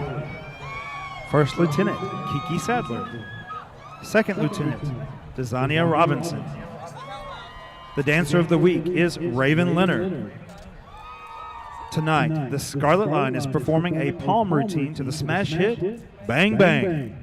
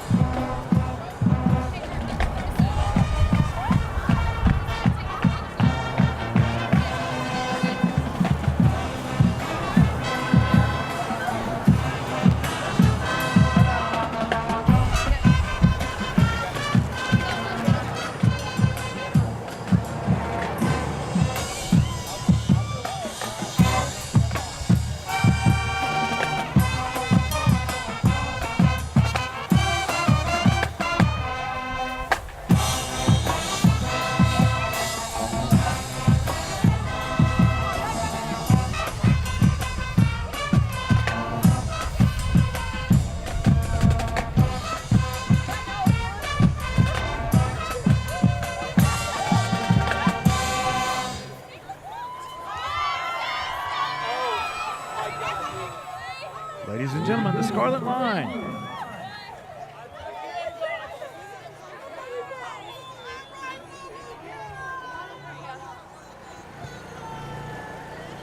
Up next, Waco High School proudly presents the 2017 Division I award-winning Lion Pride Marching Band.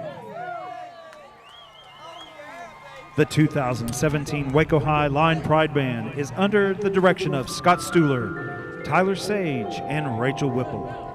Percussion is instructed by David John Song and Adrian Rodriguez. The color guard is instructed by Cherie Wingett. Visual instructors are Alex Wynn, Mickey Nelson, Matt Block, and Austin Holder. Student drum majors are Zach Heldenbrand and Andrew Ramirez. The outstanding band members of the week are Javier Cantu, Alexis Gallegos, and Rocio Perez Martinez. The outstanding band parents of the week are the Salinas family.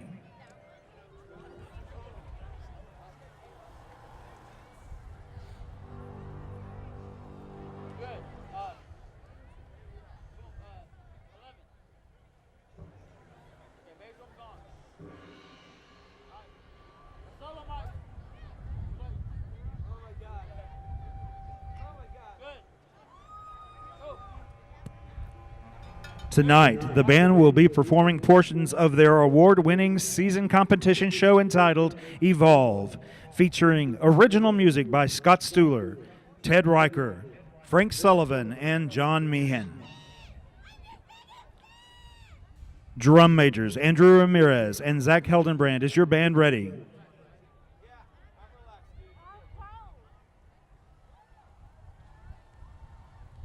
Line Pride Band, you may take the field in performance.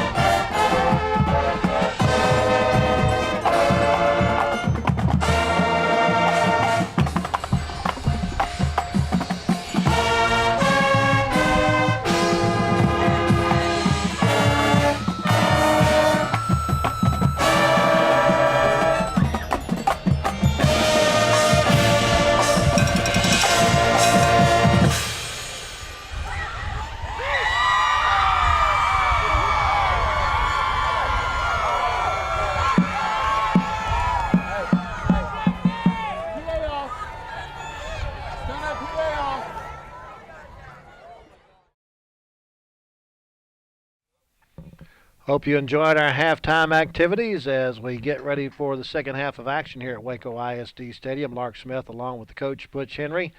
Cougars of College Station on top of Waco High 31-0 at intermission.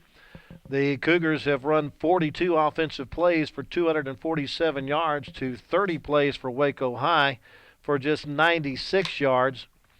College Station with 12 first downs and just 3 for Waco High.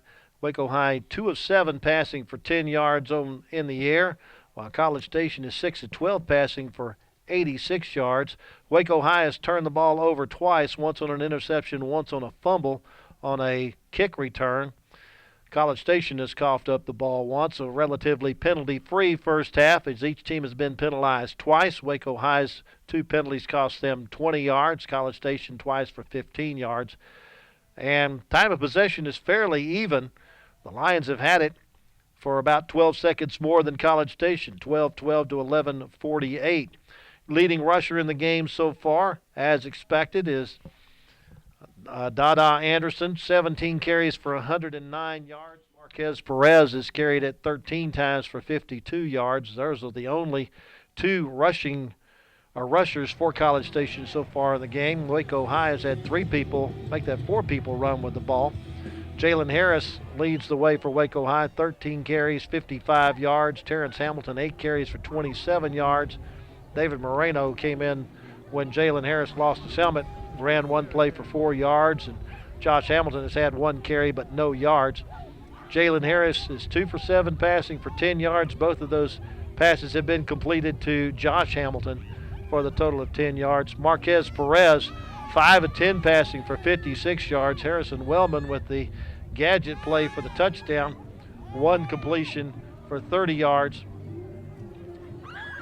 And Spencer Maxwell has been the favorite target for Bryan tonight so far with 3 catches for 36 yards.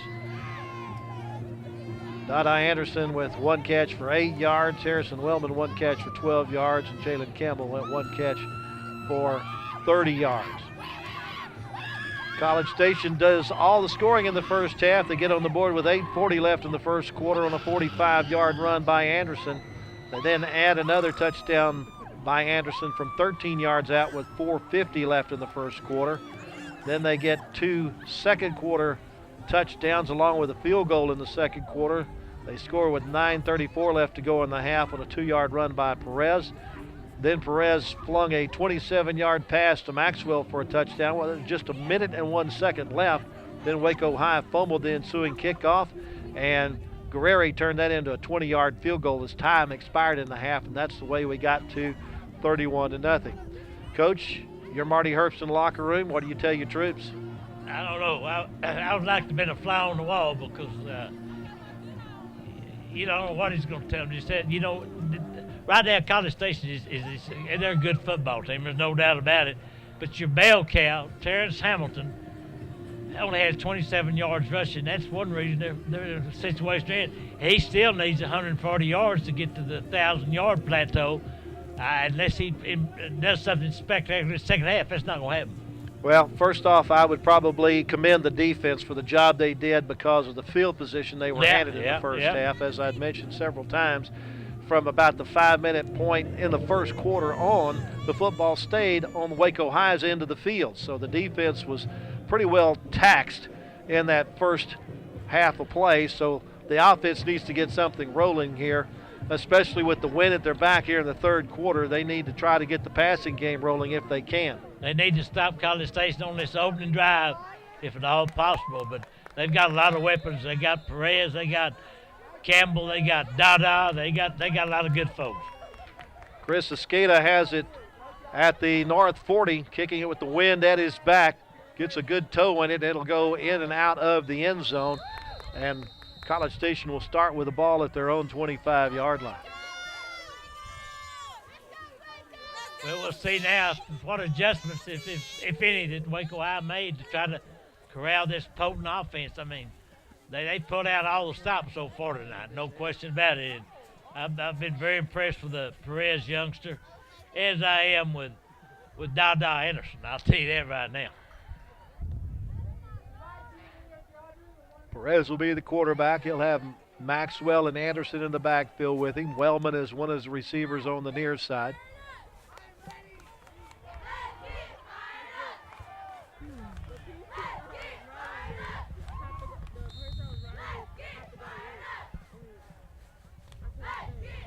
High snap, Perez brings it down. Kind of an awkward handoff to Anderson, and they get no gain on the play. In fact, he had to reach out just to get that ball to Anderson that time. And Nakevian Benson in on the tackle once again. Here he comes, big Nakevian, number 99. Really played well tonight.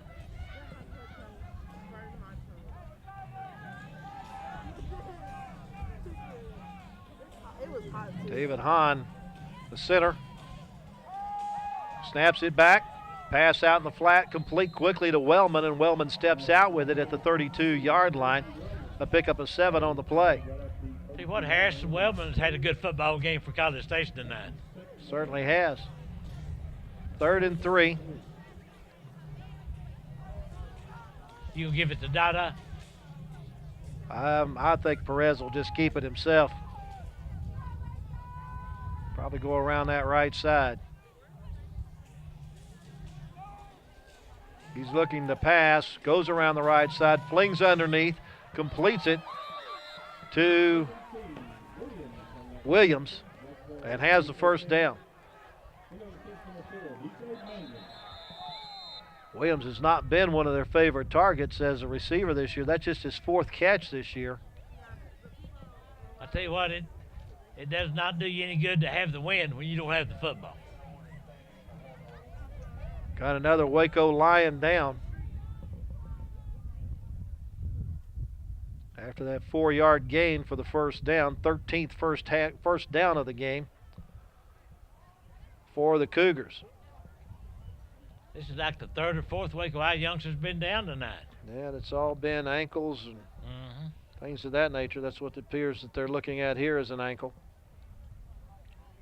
Remember, next week, University will be hosting Rudder, and chance to try to get a win to salvage this season just a little bit. But that game will be really for last place, basically, in the districts, and it is University's homecoming. Now, they are a long way away from the longest losing streak in Texas high school football history. But they're not a long way from Central Texas losing streak. I think they passed it yes, last week. Yes, I think you're correct. Yeah. I think they passed Dawson last week. What is it, Jefferson? Houston, Jefferson, yeah. Davis. Yeah. Had 80 consecutive losses. I hope they don't get that close. DJ Mangum headed to the sideline with a little help. Now, DJ's had a tough season his senior year. He's been bunged up quite a bit. In fact, I think he's playing right now with a hurt shoulder, if I'm not mistaken, and now it looks like he's limping off, and that would hurt him defensively because he's one of their better defensive backs. But they like to say, next man up, I guess. Absolutely.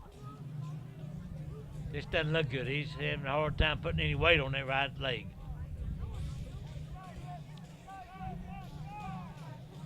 It's 1st and 10 for College Station. As the clock starts to wind again here in the third quarter. Just the fourth play of the quarter. A pass to Maxwell in the flat. Got a good block downfield, which frees him to near midfield before he's finally taken down by Cameron Clark.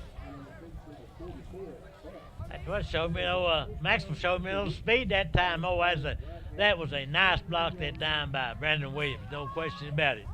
Picked up 13 to the 49. They're against the wind. They've thrown 3 out of 5 plays. Now they hand it off to Anderson, who wiggles his way up the middle, down to the 44-yard line for a gain of 7. Pretty good matchup between your offensive tackle David Hahn and Keyshawn Vincent in there. Pretty neat to watch those guys. 2nd and 3.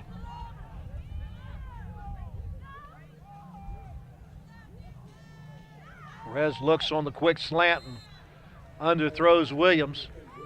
Williams was looking for it inside. He tried to throw it outside. I think there was a lack of communication on that play. There's another look at it. No workload.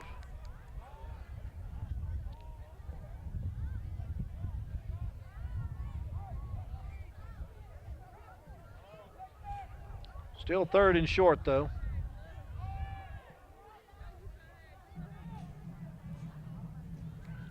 Perez on the handoff to Anderson, finds some room around the right side and gets it inside the 40 and picks up another first down. Nice tackle by Andrew Asserini that time for Waco High, but another first down for the Cougars. 4-yard gain for Anderson. 3rd first down in the drive. Opening drive of the third quarter. Perez looking to pass, now runs for daylight and has a lot of it. Headed for the sidelines, pushed out of bounds inside the 30 at the 27. Picked up 13. I believe that's Dwayne Howard that finally pushed him out of bounds, but you saw Perez's speed right there. Look at him turning on the Jets.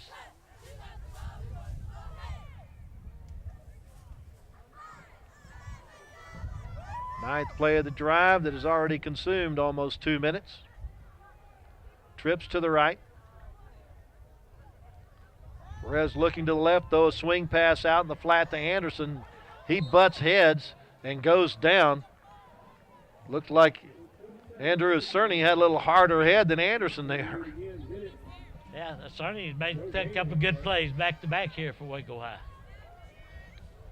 No doubt about it. I don't know who hit me that time. No gain on the play, 2nd down and 10.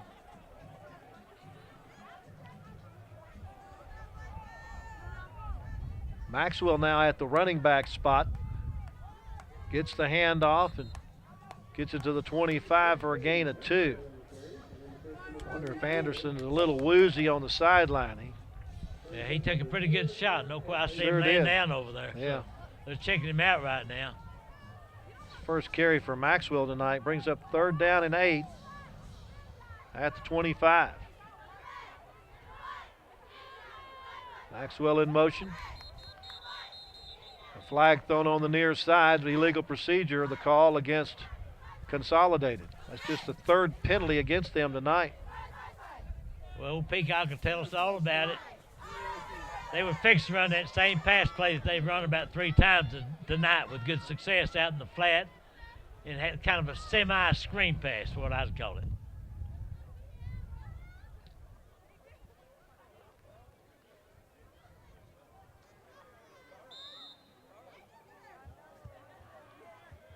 Maxwell most likely may be the running back for them for the rest of the night with Anderson on the sideline. Perez looking to pass, gets out from under a rush, now looks for a 1st down downfield and will be knocked out of bounds before he gets there, about 3 yards shy. Well, Josh Hamilton had a good shot at him, and Perez just put it in overdrive. Right there, you're good. Now, watch number 12 coming to your screen. Actually, that was, I made a mistake. That was Michael Howard that time. Picked up 9 yards on the play to the 21, brings up 4th down and 4. And they're not going to kick the field goal. They're going to go for it here. They've eaten up a lot of clock this 3rd quarter, haven't they? Certainly have. Already 3 minutes and 16 seconds. Perez looking to pass, goes for the corner of the end zone, and broken up. Nice job of getting in the middle of that by the Marion Lions. That was a nice job. He had excellent coverage the whole time on that, but that was intended for Brandon Williams, I believe. You look at it right there, you see Lions. In fact, he nearly got a pick right there, but he's better off not catching it. Hold on to it for 3 minutes and 22 seconds, run 12 plays, but get nothing out of it.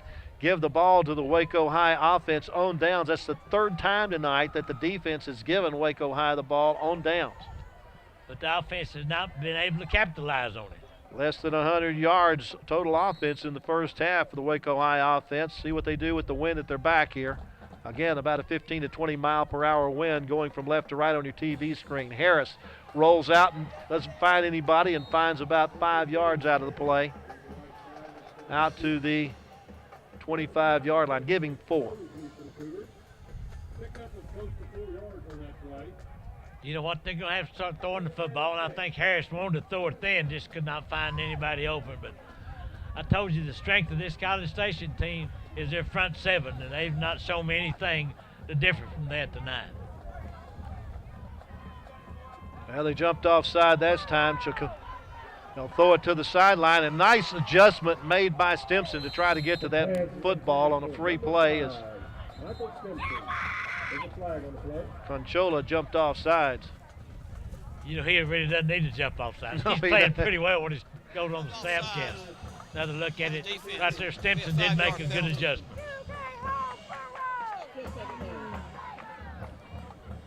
Second down and 1 at the 30.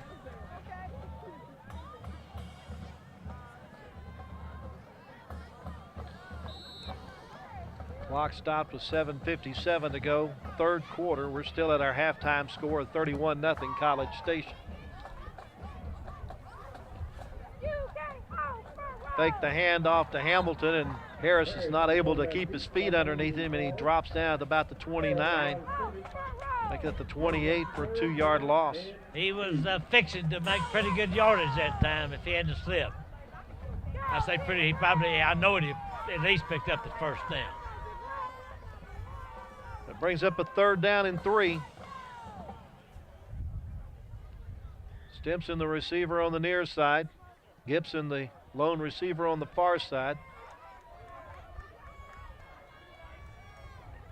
Handoff goes to Terrance Hamilton. There's a big hole up the middle. He's going to try to take advantage of it and make it to the end zone, and he will. From 72 yards out, Terrance Hamilton gets Waco High on the scoreboard. They needed that. There's another look at Terrance. I really thought that Ryan Stahl might catch it, but it didn't happen. So by my unofficial figures, that again gives him a 932 yards rushing on the season. We got him with 99 tonight. Ball in the air off the toe of Escada through the uprights. And Waco High with 7 minutes and 8 seconds left in the 3rd quarter. Finally get on the scoreboard on the 72-yard touchdown run by Terrance Hamilton, his 10th rushing touchdown of the season. Here's the replay.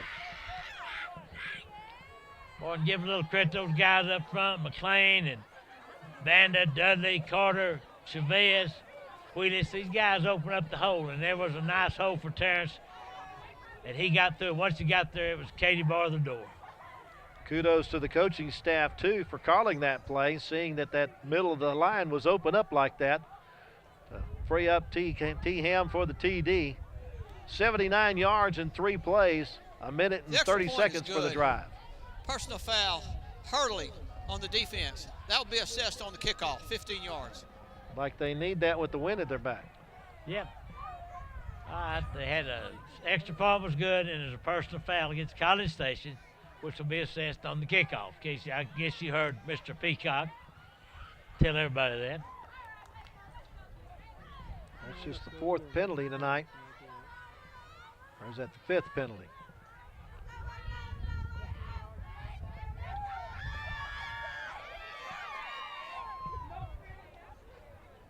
That put him up to 45 yards.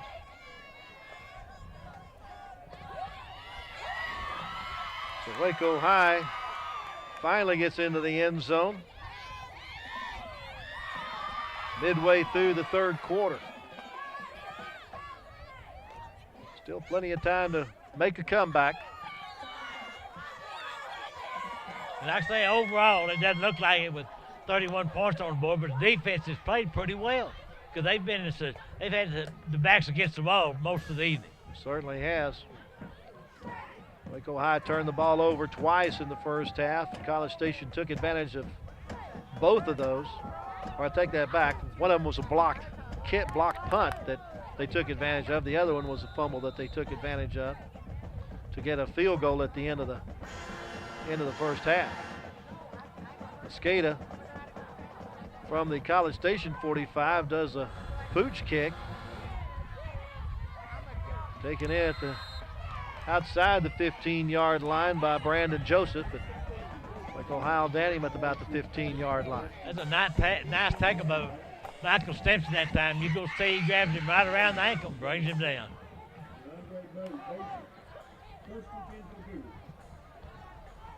So Marquez Perez and company will go back to work.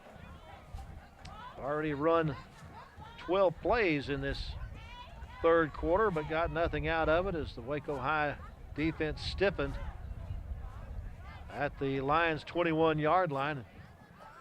Caused them to turn the ball over on downs. Got a new running back in the game. Is taking over at running back is Azarian Thought, number 9.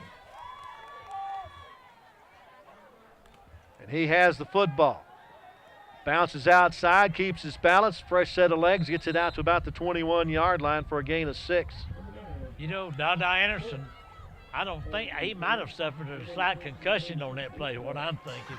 Yeah, like I said, they hit each other in the helmet like 2 rams running head on.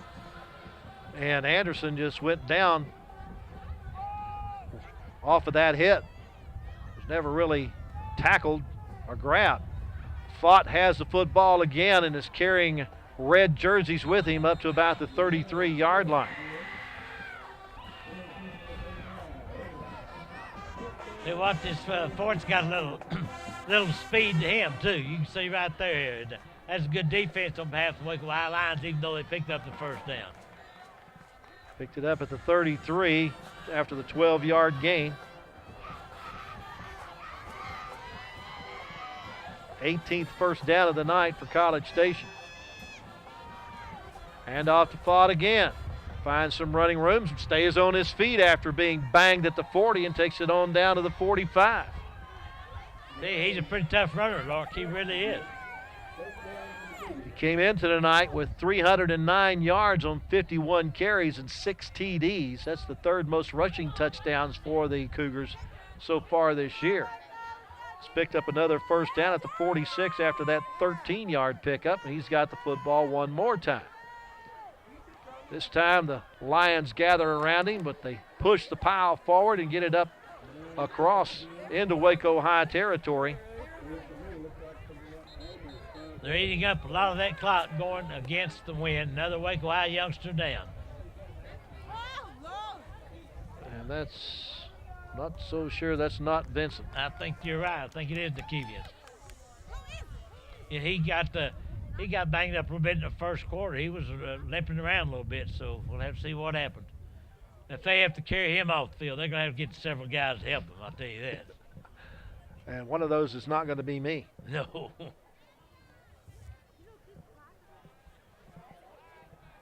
Been a busy night for the trainer, Justin Efford, for Waco High. He had to make several trips out the field tonight.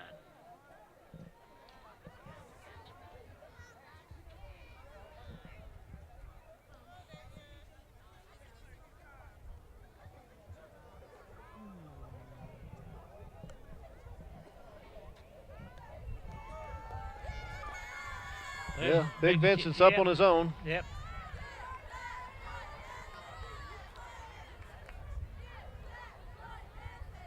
We'll keep an eye on him when he comes over to the bench and kind of see what the situation is. He's limping just a little bit right now.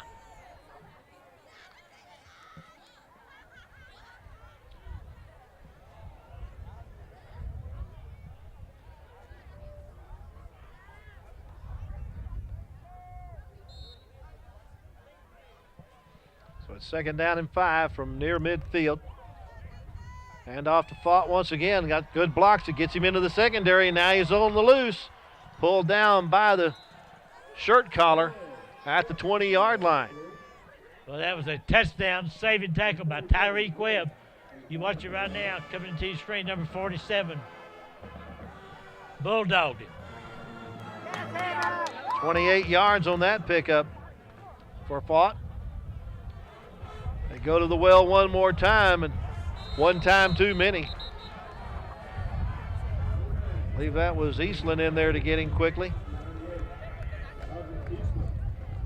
There's looking fault. They corralled him before he could get anything going that time. Second and 10 after the no gain on that play. Fake the handoff. Perez back to pass. Has Williams open in the corner of the end zone, jumps and throws it away.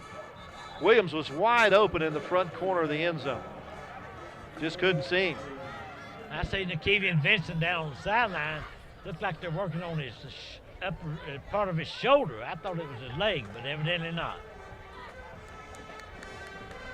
It's third down and 10 from the 22.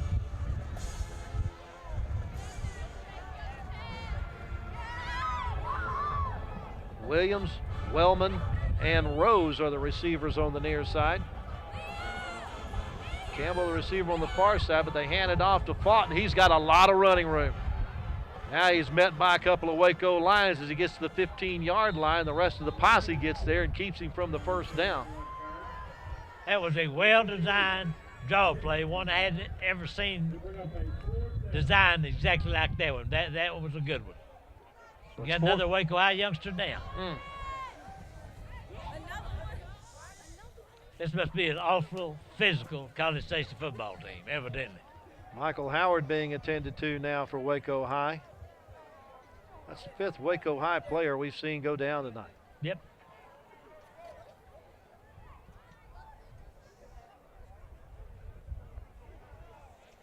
Looks like Jaden Bishop's going to come into the game defensively.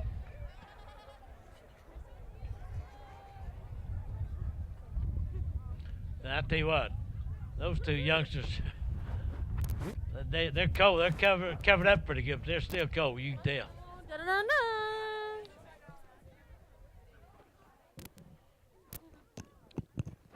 University will be here at Waco ISD Stadium next week, taking on the Rudder Rangers. Going into tonight's play, both those teams are still looking for their first win. And as what I saw on the scoreboard at halftime, neither one of them are going to get one of those tonight, I wouldn't think. Doesn't appear so.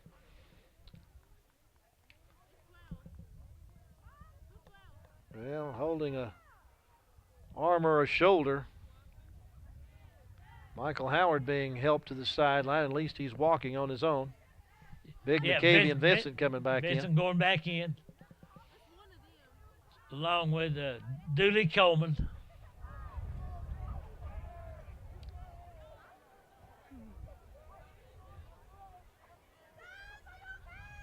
It's a 4th down and 3 from the 15-yard line.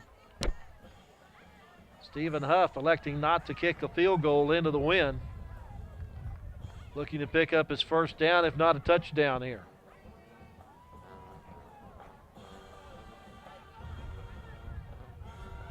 Perez going for the first down himself. Is going to be able to get there on second effort. He gets down to the 10-yard line. Well, that's a great second effort by Perez to get the yardage needed to keep the drive alive. I thought they had him stopped around the 15, and he just come back to the inside and picked up the first down. So they're eating up a lot of this clock in the third quarter, going against the wind. Waco High hadn't had an opportunity to have the football that much. His 16th carry of the night for 79 yards and a touchdown. It's 1st and goal from the 10-yard line. Waco High has had the ball for just 4 plays, or make that 3 plays in this half. And off to Fott. Fott wiggling his way toward the end zone, and with a spin move, he'll get in. As far as Arian Fott, that'll be his first rushing touchdown of the year. By the way, make that 7th. McKevian Vincent came off again after that last play, and then they immediately scored on the next play. Kind of ran right where he was, but he was on the sideline. So Guerreri once more on the field to put the ball through the uprights, and is once again successful. 3 minutes and 24 seconds left to go in our third quarter. And College Station increases its lead to 38-7.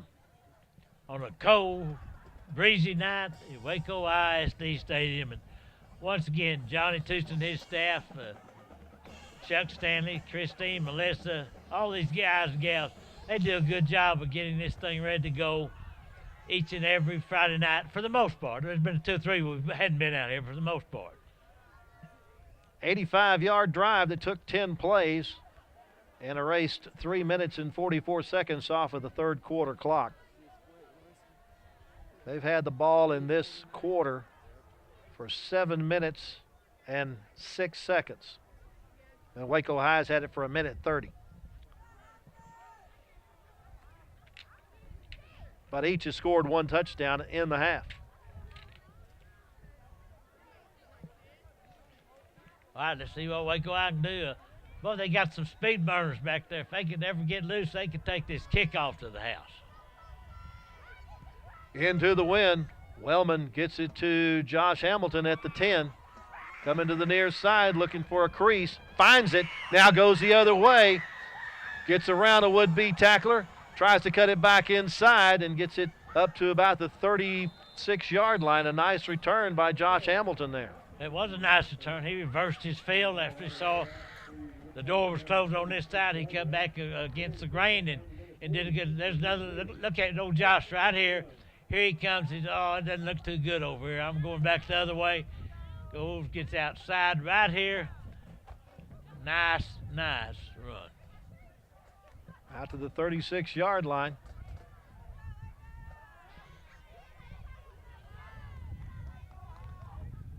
Quinn Williams goes wide to the far side. Michael Stimson, the receiver at the top of your screen. Jaylen Harris on a design run. Gets it across the 45, out to the 46, maybe the 47. And he picks up a first down. The clock will stop till they set the change. A little bit over 3 minutes and change left in this third quarter. The reason that's important because Waco High will have this win for about another 3 minutes. 10-yard pickup for Harris.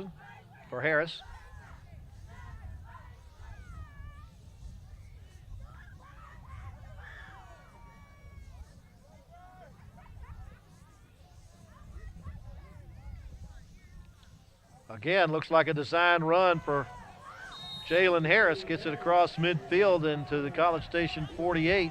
Pick up a 6. See what? Josh Hamilton threw a nice block that time at the point of attack and able Jaylen to pick up that extra yardage. Waco High's offense into the Cougars' end of the field, which is a place they have rarely been tonight. Got the 172-yard run from Terrance Hamilton on their last possession. Same design play. Harris cuts it back inside and gets it up to the 47. That's 3 times in a row that Harris has carried the football. Brings up third down and 3. I guess if it ain't broke, don't fix it. Go with it again. Run it till they stop you. Yep. Remember, they're running right at the big old Conchola, which I see him down there, big 94, playing this defensive end. He's a good football player. They've got to get this play off now. They don't want a penalty. 5 seconds left on the play clock. They get the snap off. A little miscommunication in the backfield. LaDon King looked like Harris wanted to hand it to him, and King wasn't there, and they'll lose back to the 50. Well, you got, that's the 4th down. You're behind 38-7. You got the win for probably 2 more plays. I'd go for it. Would you? Absolutely. It's 4th and 10. Or excuse me, that's 4th and 6.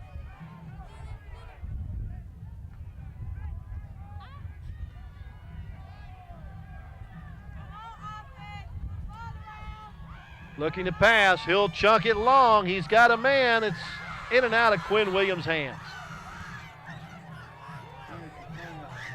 Quandre White back there to defend, maybe distracted his vision a little bit. The coach on the replay, it looked like it was on target. It was, and Quandre White is one of their better defensive backs. In fact, earlier this year, he played a little bit of running back, but he's just a good athlete, and he did a good job that time. Just 32 seconds left in the third quarter, and College Station gets the football at midfield after Waco High ends their second possession of the third quarter on downs. This may be the last play that they have going against the win. Waco had it for 2 minutes and 52 seconds on that drive there. College Station waiting for Xavier Lewis to get out there to his guard position. Maxwell in at the running back spot. Handoff fake to him. Perez throws complete to Fott, and Fott has some running room and is tripped up as he gets to the 25-yard line. Good job by Basie to grab him by the shoelaces.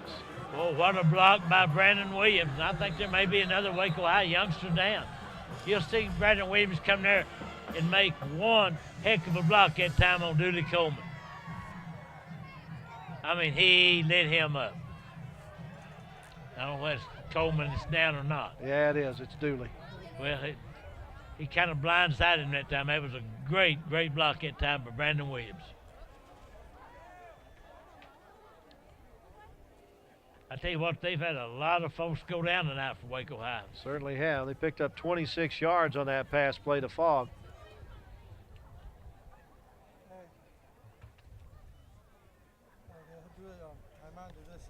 Again, College Station came into this contest ranked in the top 20 in several high school polls in the state of Texas. And this is a football program that's only 4 years old.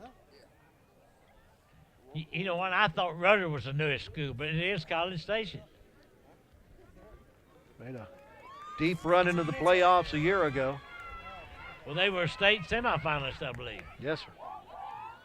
So Coleman being assisted to the sideline, at least walking on his own power.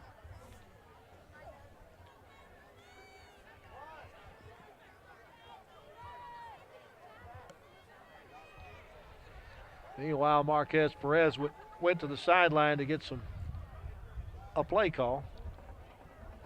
I guarantee Coleman didn't see that block coming. It was a clean block, and it was an outstanding block. Got a new running back in the game, number 20, Colby Cashion, has come into the backfield. Little old sophomore trying to get everybody a little playing time tonight. Those sophomores eventually going to be juniors and seniors. You're going to need them. He got 6 carries for 30 yards last week against Rudder, and that's been his only action so far this year. And they're going to let the clock run out on the third quarter and get the win to start the fourth. So we've completed 3 quarters of play, and our score is College Station 38 and Waco High 7. Now let's join our public address announcer, George Snookhouse, for a special presentation. $1 per tender up.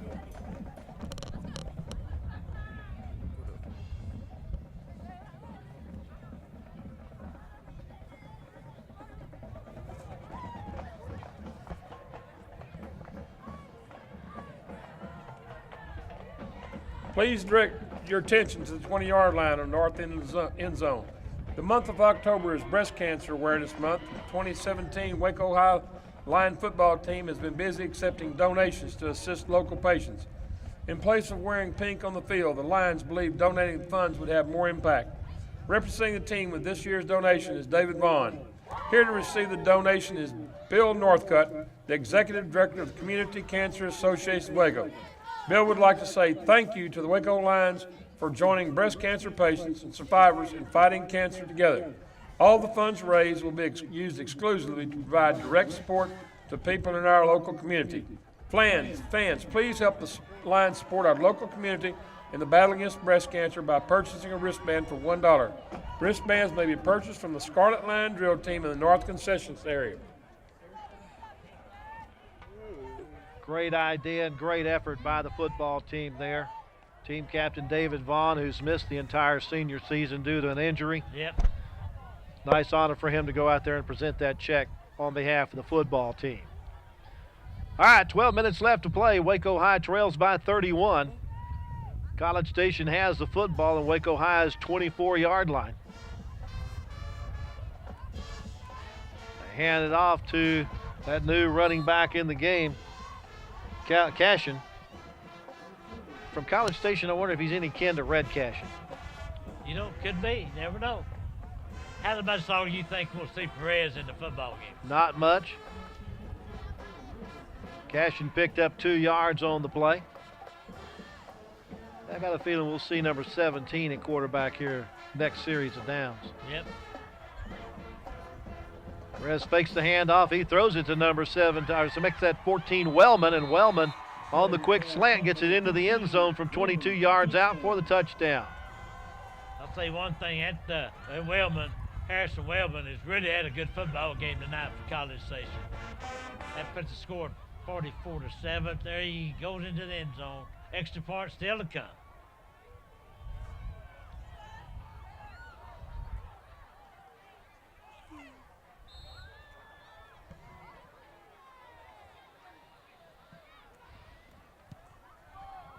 Guerrieri once again true with the extra point attempt. 11:22 left in the contest. College Station's lead now is 45-7. go 50 yards in 3 plays. Took a minute 10. Most of that in the air. The 26-yard pass to Fott and the 22-yard touchdown pass to Wellman. It was kind of a small crowd on the Waco High side tonight, and that crowd is getting smaller as the score gets higher and the weather gets colder. Well, we're basically 1 play into the 4th quarter, maybe 2. And College Station has rolled up 442 yards on 67 snaps, while Waco High has just had 38 offensive snaps for 183 yards.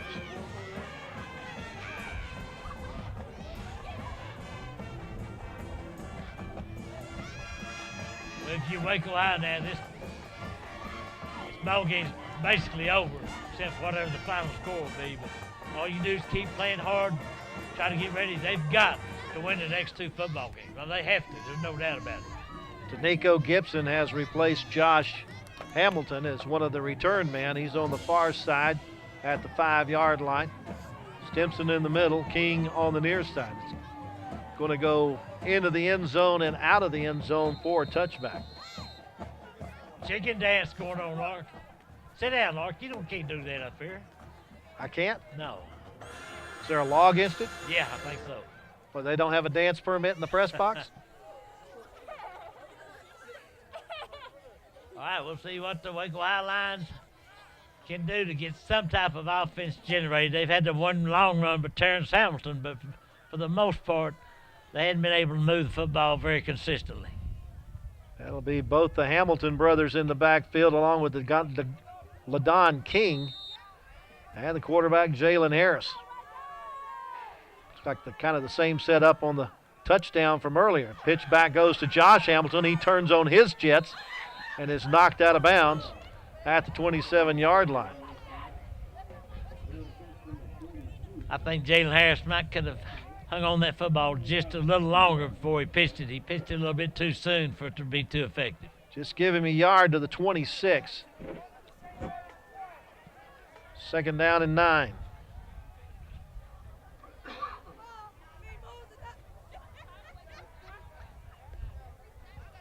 Offensive coaches wait till about 20 seconds are on the play clock before they deliver the play. They break the huddle at 10 seconds. Straight ahead running is Terrance Hamilton, and he's going to lose a yard back to the 25. And now we got a flag at the end of the play. I think that's most likely against College Station. A little too much pushing and shoving after the whistle, I'm going to guess. Yep.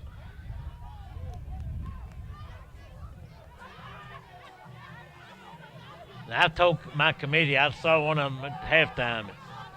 If they don't come up here a little earlier, since it's so cold, to give me those offensive, defensive players, they should be up here a little bit, I guess. They do own Coates, don't Got they? a dead ball, personal foul That's good. against College Station. Be 15 yards, automatic first down. Well, that ought to take it out to the 40-yard line. A 15-yard penalty marked off against College Station.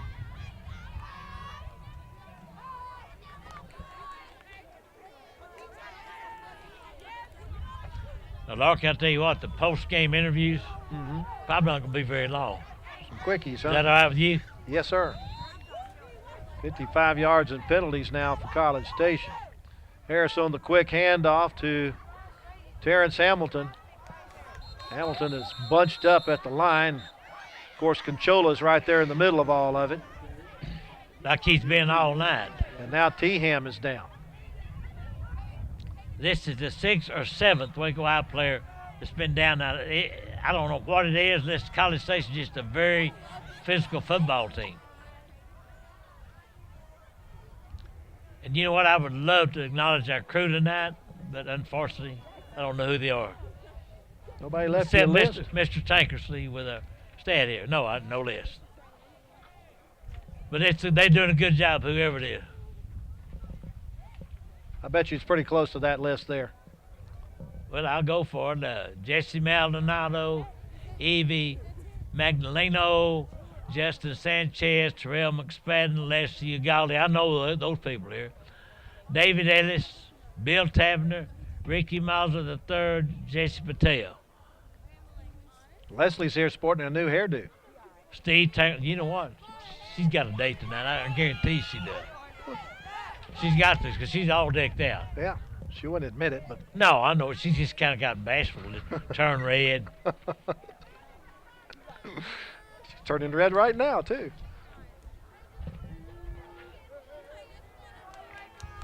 Oh, that may just be the cold wind. Maybe.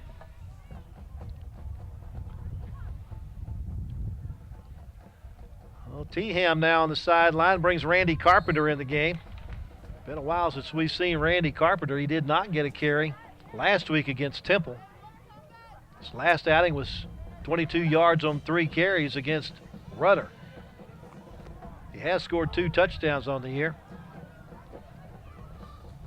And he'll take the handoff, cuts it upfield, gets it up to the 44-yard line for a gain of 2. I got another list, but this is a little shorter one, but I've already read the bigger one. I'll use the bigger one. All right? Okay. It all works. Little Jesse. Speaking of Jesse, you seen Jesse Mateo tonight? Once. But that was real early. He may have gone home. He probably went somewhere more. 3rd and 6 from the 44.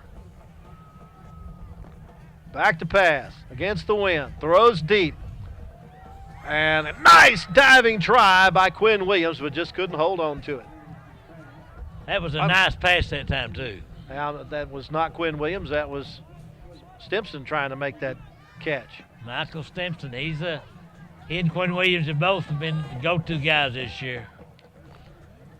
We thought we were going to see a lot more of Stimson catching the ball this year. He's only caught 9 passes for 45 yards coming into tonight with 1 touchdown. Quinn Williams has been the leading receiver, 265 yards on 10 catches coming in. Waco's only completed 2 passes tonight. Both of those are to Josh Hamilton on swing passes. There's a penalty on the play that was declined, so I guess it was against Waco High. Apparently so. So from the 44, it's punt time again.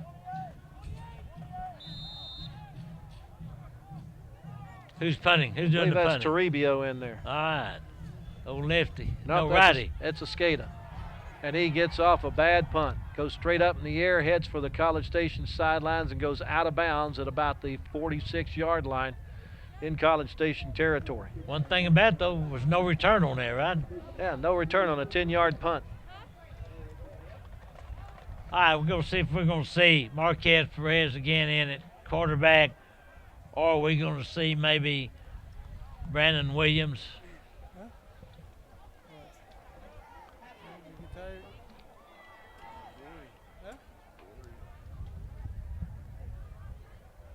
Yeah, it's going to be Brandon Williams, Yeah. number 17 at quarterback, with Cashion as his running back. Still have Campbell in the game as the wide receiver at the bottom of your screen. Cashion has the football, has some running room, gets it across midfield into Waco's end of the field at the 47. Didn't Red Cashion go to A&M Consolidated, or not A&M Consolidated, but he's from Bryan, right? He is from Bryan. There might be some kid folks, great-grandson, grandson, I don't know. First Yeah, buddy. Giving him the business in there.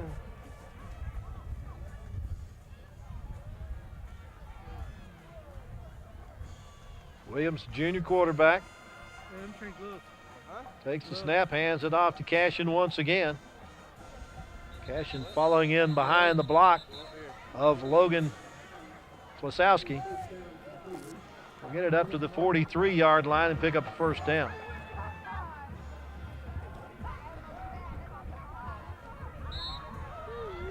I think we'll get a steady diet of Cashion here, just like we got a steady diet of Fought on their second possession of the third quarter when they went 10 plays, 85 yards for a score. Cashion again with the football. Up to the 37-yard line with it this time. Nice tackle there by Stephen Johnson, along with a little help from James Evans. Brings up a 2nd down and 4 after that 6-yard gain. I think College Station Coach Huff be content just to keep the ball on the ground, run the clock. Austin Ham has joined the offensive line for the Cougars. There goes Cashion once again. He's got some running room, and now he loses the football. Picked up by Waco High inside the 25-yard line. So Cashion fumbles, and it's picked up by Waco High's Davian Minute. Cashion, only a sophomore, getting a chance to get some playing time tonight, and I'm certain knew he didn't want to fumble that football, but you'll see right here, I could not see the young man. Somebody tattooed him pretty good. I think that might have been Teandre Bailey. If that's the case, that he calls a fumble. So Waco High gets it at the 23 on the second turnover of the night against the Cougars. Again, Randy Carpenter will be in the backfield with Jaylen Harris. And the Lions going in to the face of about a 20-mile-an-hour breeze. Harris keeps it, finds a little bit of a crease to take it up to the 25 for a couple of yards. It's just been tough sledding for Jaylen Harris tonight. And for the most part, for Terrance Hamilton, except for that one long run. Yeah, he got into the secondary, and there was no catching him then. For Harris, that's his 20th carry of the night for 72 yards. Not a very good average, is it? No, sir. Play has not been delivered to the huddle yet. Michael Stimson looking over to make sure he gets the play. Back to pass as Harris has to run out from under Conchola and not going to get away. That's one thing about Conchola that you just don't think that he has, and that's some speed. Yeah, he has. I tell you, for a big old 270 or 80 pounder, he's got really good speed. You hear about this young man quite a bit in the future, I would think, at the next level. Lost 10 on the play, brings up a 3rd down and 18 at the 15. Yeah, against this defensive line, you're going to have to get rid of it quick.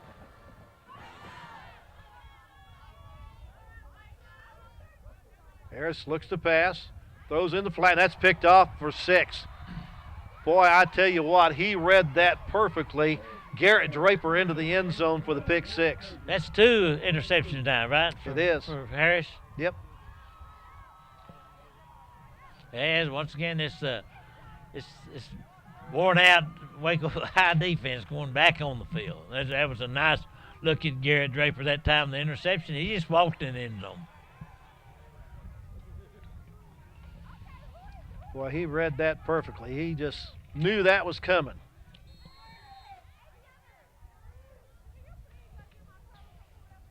Here's a guy that might need to see his podiatrist tomorrow. Yeah, he really might. Gary L gets it in between the uprights and makes it 52-7 in favor of College Station with 5:44 left to play. Hey, thank y'all very much. Yeah, we will be back. Back here next week. Are you sure this is it? All right, that's a different. That's something not happened before. All right, see y'all next week. Have a safe trip home. I tell you, it's tough going back to Mosheen in this cold weather. Well, it's all that crowd they have to go through at Valley Mills. All right, they've given us, this is something we've never done before. We got 2 linemen, players of the game. Outstanding. Our offensive lineman player of the game will be Keyshawn Dudley, the center. And our defensive player will be Nakevian Vincent, nose guard. Is that all right? That sounds good to me. We'll visit with those 2 young men and Marty Herbst, some short interview following the game.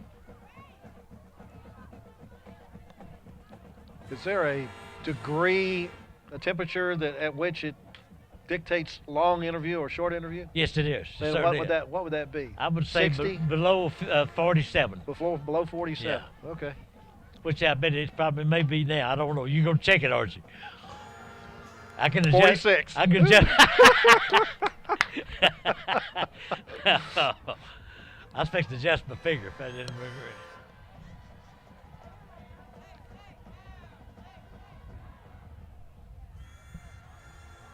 Into the end zone and out. So Waco High once again will take over at the 25-yard line.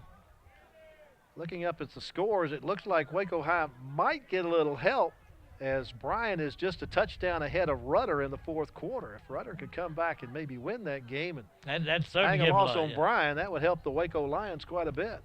University is trailing considerably, 49-3 in the fourth quarter. It's been a long year for Rodney Smith. You know, we mentioned at the start of this game it wasn't necessarily a must-win for Waco High, but a loss tonight does make the next two must-wins. Oh, yes, sir. No question about it. As you well know, Bryan High School, now they played out here, they had 3 running backs that went over 100 yards. Yes, sir. So, Jaylen Harris with the handoff. Gives it to Randy Carpenter. Carpenter trying to get outside. Can't get around one man and runs it out of the 31-yard line after a gain of 6.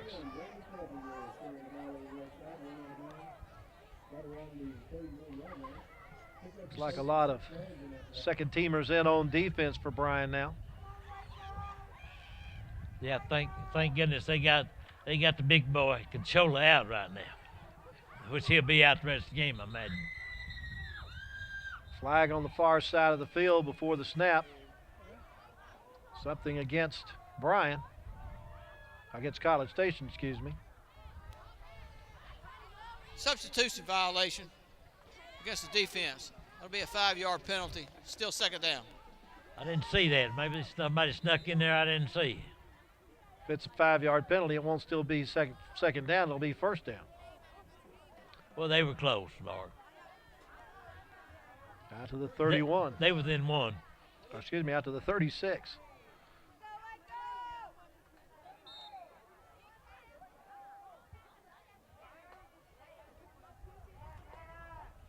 And off LaDon King. King with a spin move gets it up to the 42. And that's a 6-yard pickup. Nice block up front by Jordan Bandler that time for Waco High. First carry for King tonight. LaDon King started the night with 40 carries and 187 yards and 1 touchdown. Our offensive player of the game, Keyshawn Dudley, is the center for Waco High. Where's number 71? He does a good job. He's not only he's got to snap the football, but he knows somebody's fixing to hit him when he snaps it too. And usually it's a pretty good sized fella. Yeah, he looks like he's pretty good size. Right now he's across from Donovan Barright. There goes Jaylen Harris. They're not going to catch him. Jaylen Harris makes it into the end zone from 58 yards out and gives Waco High their second touchdown of the night. For Jaylen Harris, that is his 7th rushing touchdown of the season. Only thing about it is probably too little too late, you know. That was a nice run that time. So both of Waco High's touchdowns have come on long-distance runs. Terrance Hamilton for 72, and now Jaylen Harris for 58. And Chris Escada on to try to add on the point.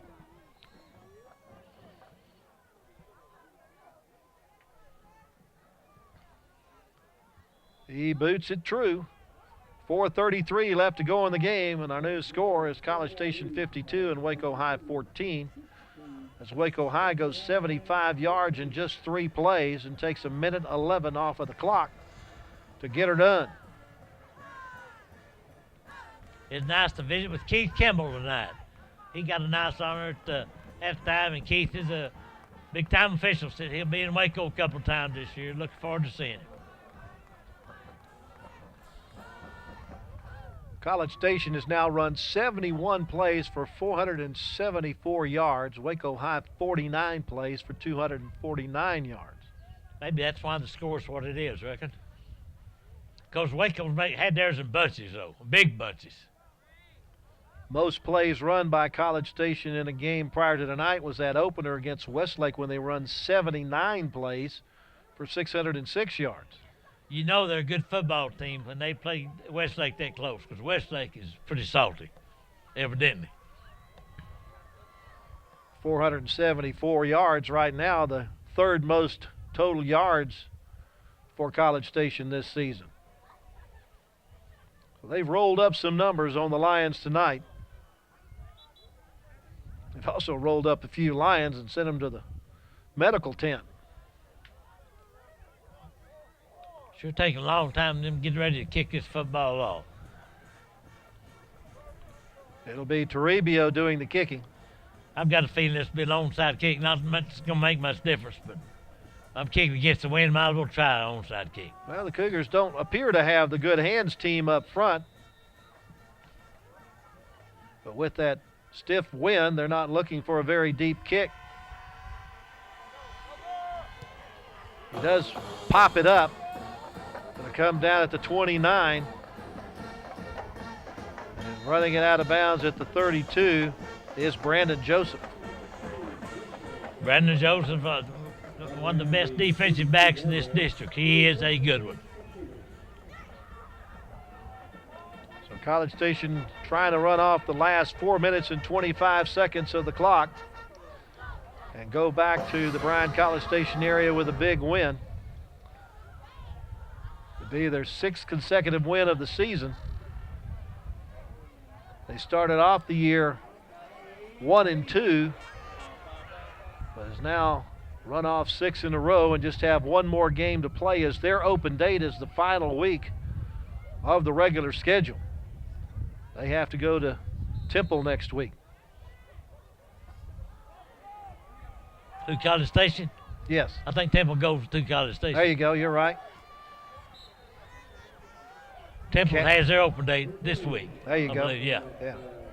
Cashion with the carry. From the 32 out to the 37, picks up 5. And I believe the Cougars are going to be content to just keep the ball between the hash marks. Hey, baby, they're playing that song? What are the Astros doing? I think they're ahead right now. 5-3. Top of 7.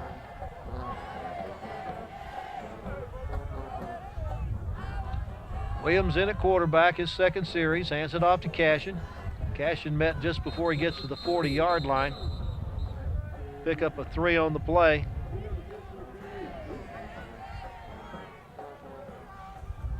Brings up a 3rd down and 2. I get a lot of people playing. I see Willie Carter, sophomore, going in and play a little defense. I'm thinking to make my way down. I didn't make it last time in time. I'm not lying to you. Well, be sure to stop by the heater on the way. Yeah. Cashion's carried the ball 7 times now for 42 yards. College Station doing their best to roll as much game clock off as they can before the play clock runs out. They'll snap it with 3 seconds left on that play clock, and Cashion will bury himself forward and maybe pick up the first down at the 42. Just depends on the left foot, right foot mark. They're going to mark it on the right foot, and that'll be back a yard at the 41. So just to pick up a 1 on the play brings up 4th down and 1. And I got a feeling the Cougars will go for it. They'll want to keep possession of the football here. See if that reserve offensive line can get them a first down. Bad snap. Williams will take it, and he'll get the first down and more.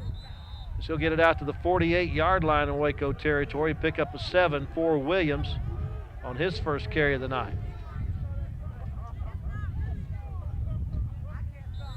Brandon Williams, that's just his 2nd carry of the year. He got 1 carry for 6 yards last week against Rudder. And the mop-up roll tonight as the clock approaches 2 minutes. A fumble of the snap, and Waco High is going to be on it. That's the 3rd turnover tonight that goes Waco High's way. They just have not been able to cash in on it. Williams a little bit distraught that he couldn't handle the snap. And on the football for Waco High is Jaden Bishop, one of the game captains.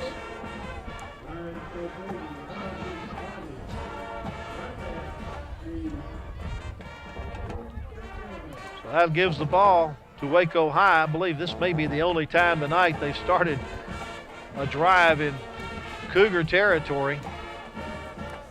They get it with 1:59 left, trailing 52-14 from the 47. Harris hands it off to King, and King is met immediately and dropped for a 2-yard loss.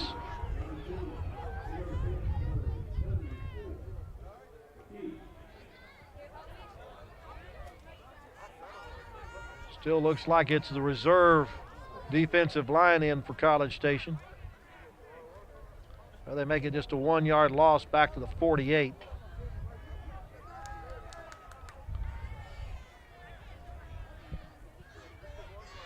And Moreno's in at quarterback, fakes the handoff, and he'll take it up near the 45-yard line before he stood up.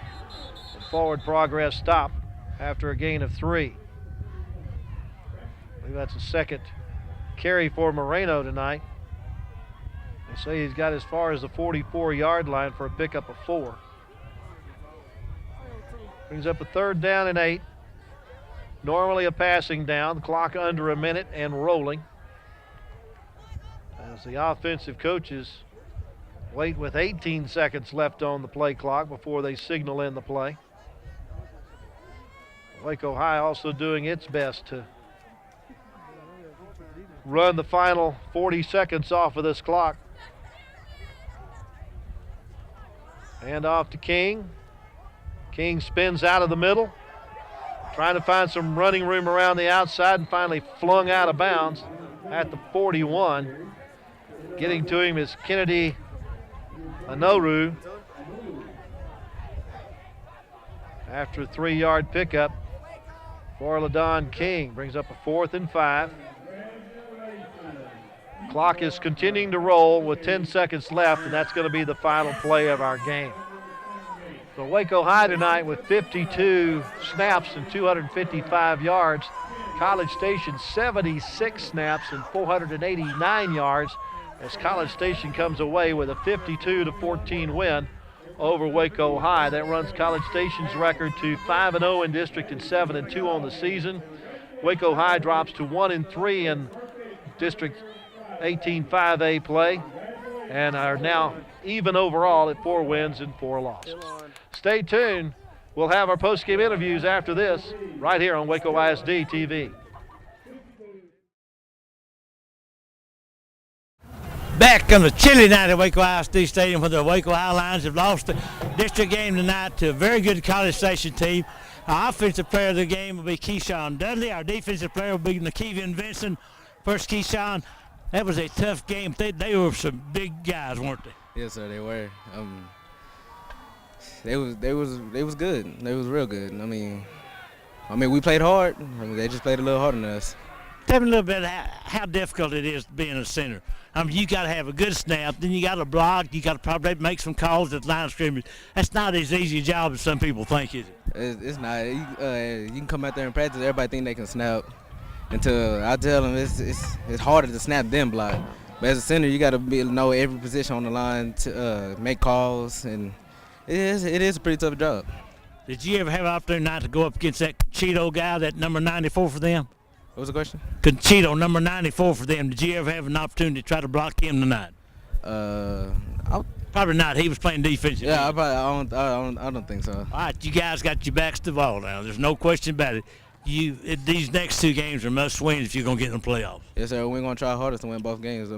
It's from the beginning of the season. During off-season last year, it was our dream to make the playoffs. Half our team is seniors. And, we just got to make it the playoffs this year. All right, good luck to you next week. Big Nakevian Vincent, who got bunged up a couple times tonight. Are you okay now? Yes, sir, I'm all right. Was it your ankle, leg, knee, or what? It was my thigh. Was your thigh? Talk a little bit about this team. How many times were you double teamed tonight? I'll say double team like 60% of the game. And, there are some really big guys, and, they did a very good job of double teaming me and keeping me contained with the double team. I just give credit when it's due. They're big. Well, you're not exactly Pee-wee yourself. Yeah, I'm not exactly Pee-wee myself, But, hey, it's 2-on-1. I give it to you, you're going to lose that battle sometimes. Okay, you've been a senior on this football team. You guys know now what you got to do to get in the playoffs. You got to win your next 2 football games to get in the playoffs. Yes, sir. We plan on winning. This game really just woke us up to tell us that we should try hard. The fate of district play is almost over, and it's time for playoffs. And if we want to be that playoffs team, then we have to work hard. College Station did a great job of coming out here showing us that we should work hard. And this is how playoffs going to be. And that's how deep deeper in the playoffs it's going to be. It's going to be teams like that that you have to play in the playoffs, and they just came out here and showed us that that's teams we're going to have to play in the playoffs. We're going to have to buckle down and play. Good luck to you next week. Thank you. Good luck to you. Let's bring Coach Herbst in here and wrap it up. I wish I had my shorts on. It's nice out here. It is nice. Finally football weather. A little windy, but nothing wrong with a little bit of cold air every now and then. Talk a little bit about this College Station team. I'm telling you what, that's one of the better football teams I've seen here at Waco ISD this year. Well, it's just another top team on our schedule. Seems like every time we look up we have one, but they're good, and I thought we fought hard defensively at times, and all it took was one guy out of place, and they would bust it up the seam and get another touchdown. But I think for the most part we made them earn those points, and guys played hard and played with class, which was good to see. Tell you what, your defense was in dire straits all night. They had bad field position. Bad field position. Yeah, it's just the way the ball bounced, and we did bounce it to him and threw it to him quite a few times, which didn't help, but obviously we have a lot to work on. You had several kids, in fact, 7 or 8 that went down tonight. Is there anything serious, or do you know yet? Well, we don't know yet. We're still checking on a couple of them. Could have a broken hand, it looked like, and maybe even a broken foot. But we'll find that out tonight or early in the morning. But, yeah, they didn't have too many carted off on their side, but we certainly had our share. Okay, you know what you got to do now. These next 2 games are must-wins, correct? Must too, just like last year. Came down to the Bryan game, and we lost it by 1 point. And that's the first thing I told them when we went out for our first practice in August is we got to be 1 point better than last year, and we'll find out next week if we are. Good luck to you, Marty. Thank you. Bring on Larkin, quick wrap-up.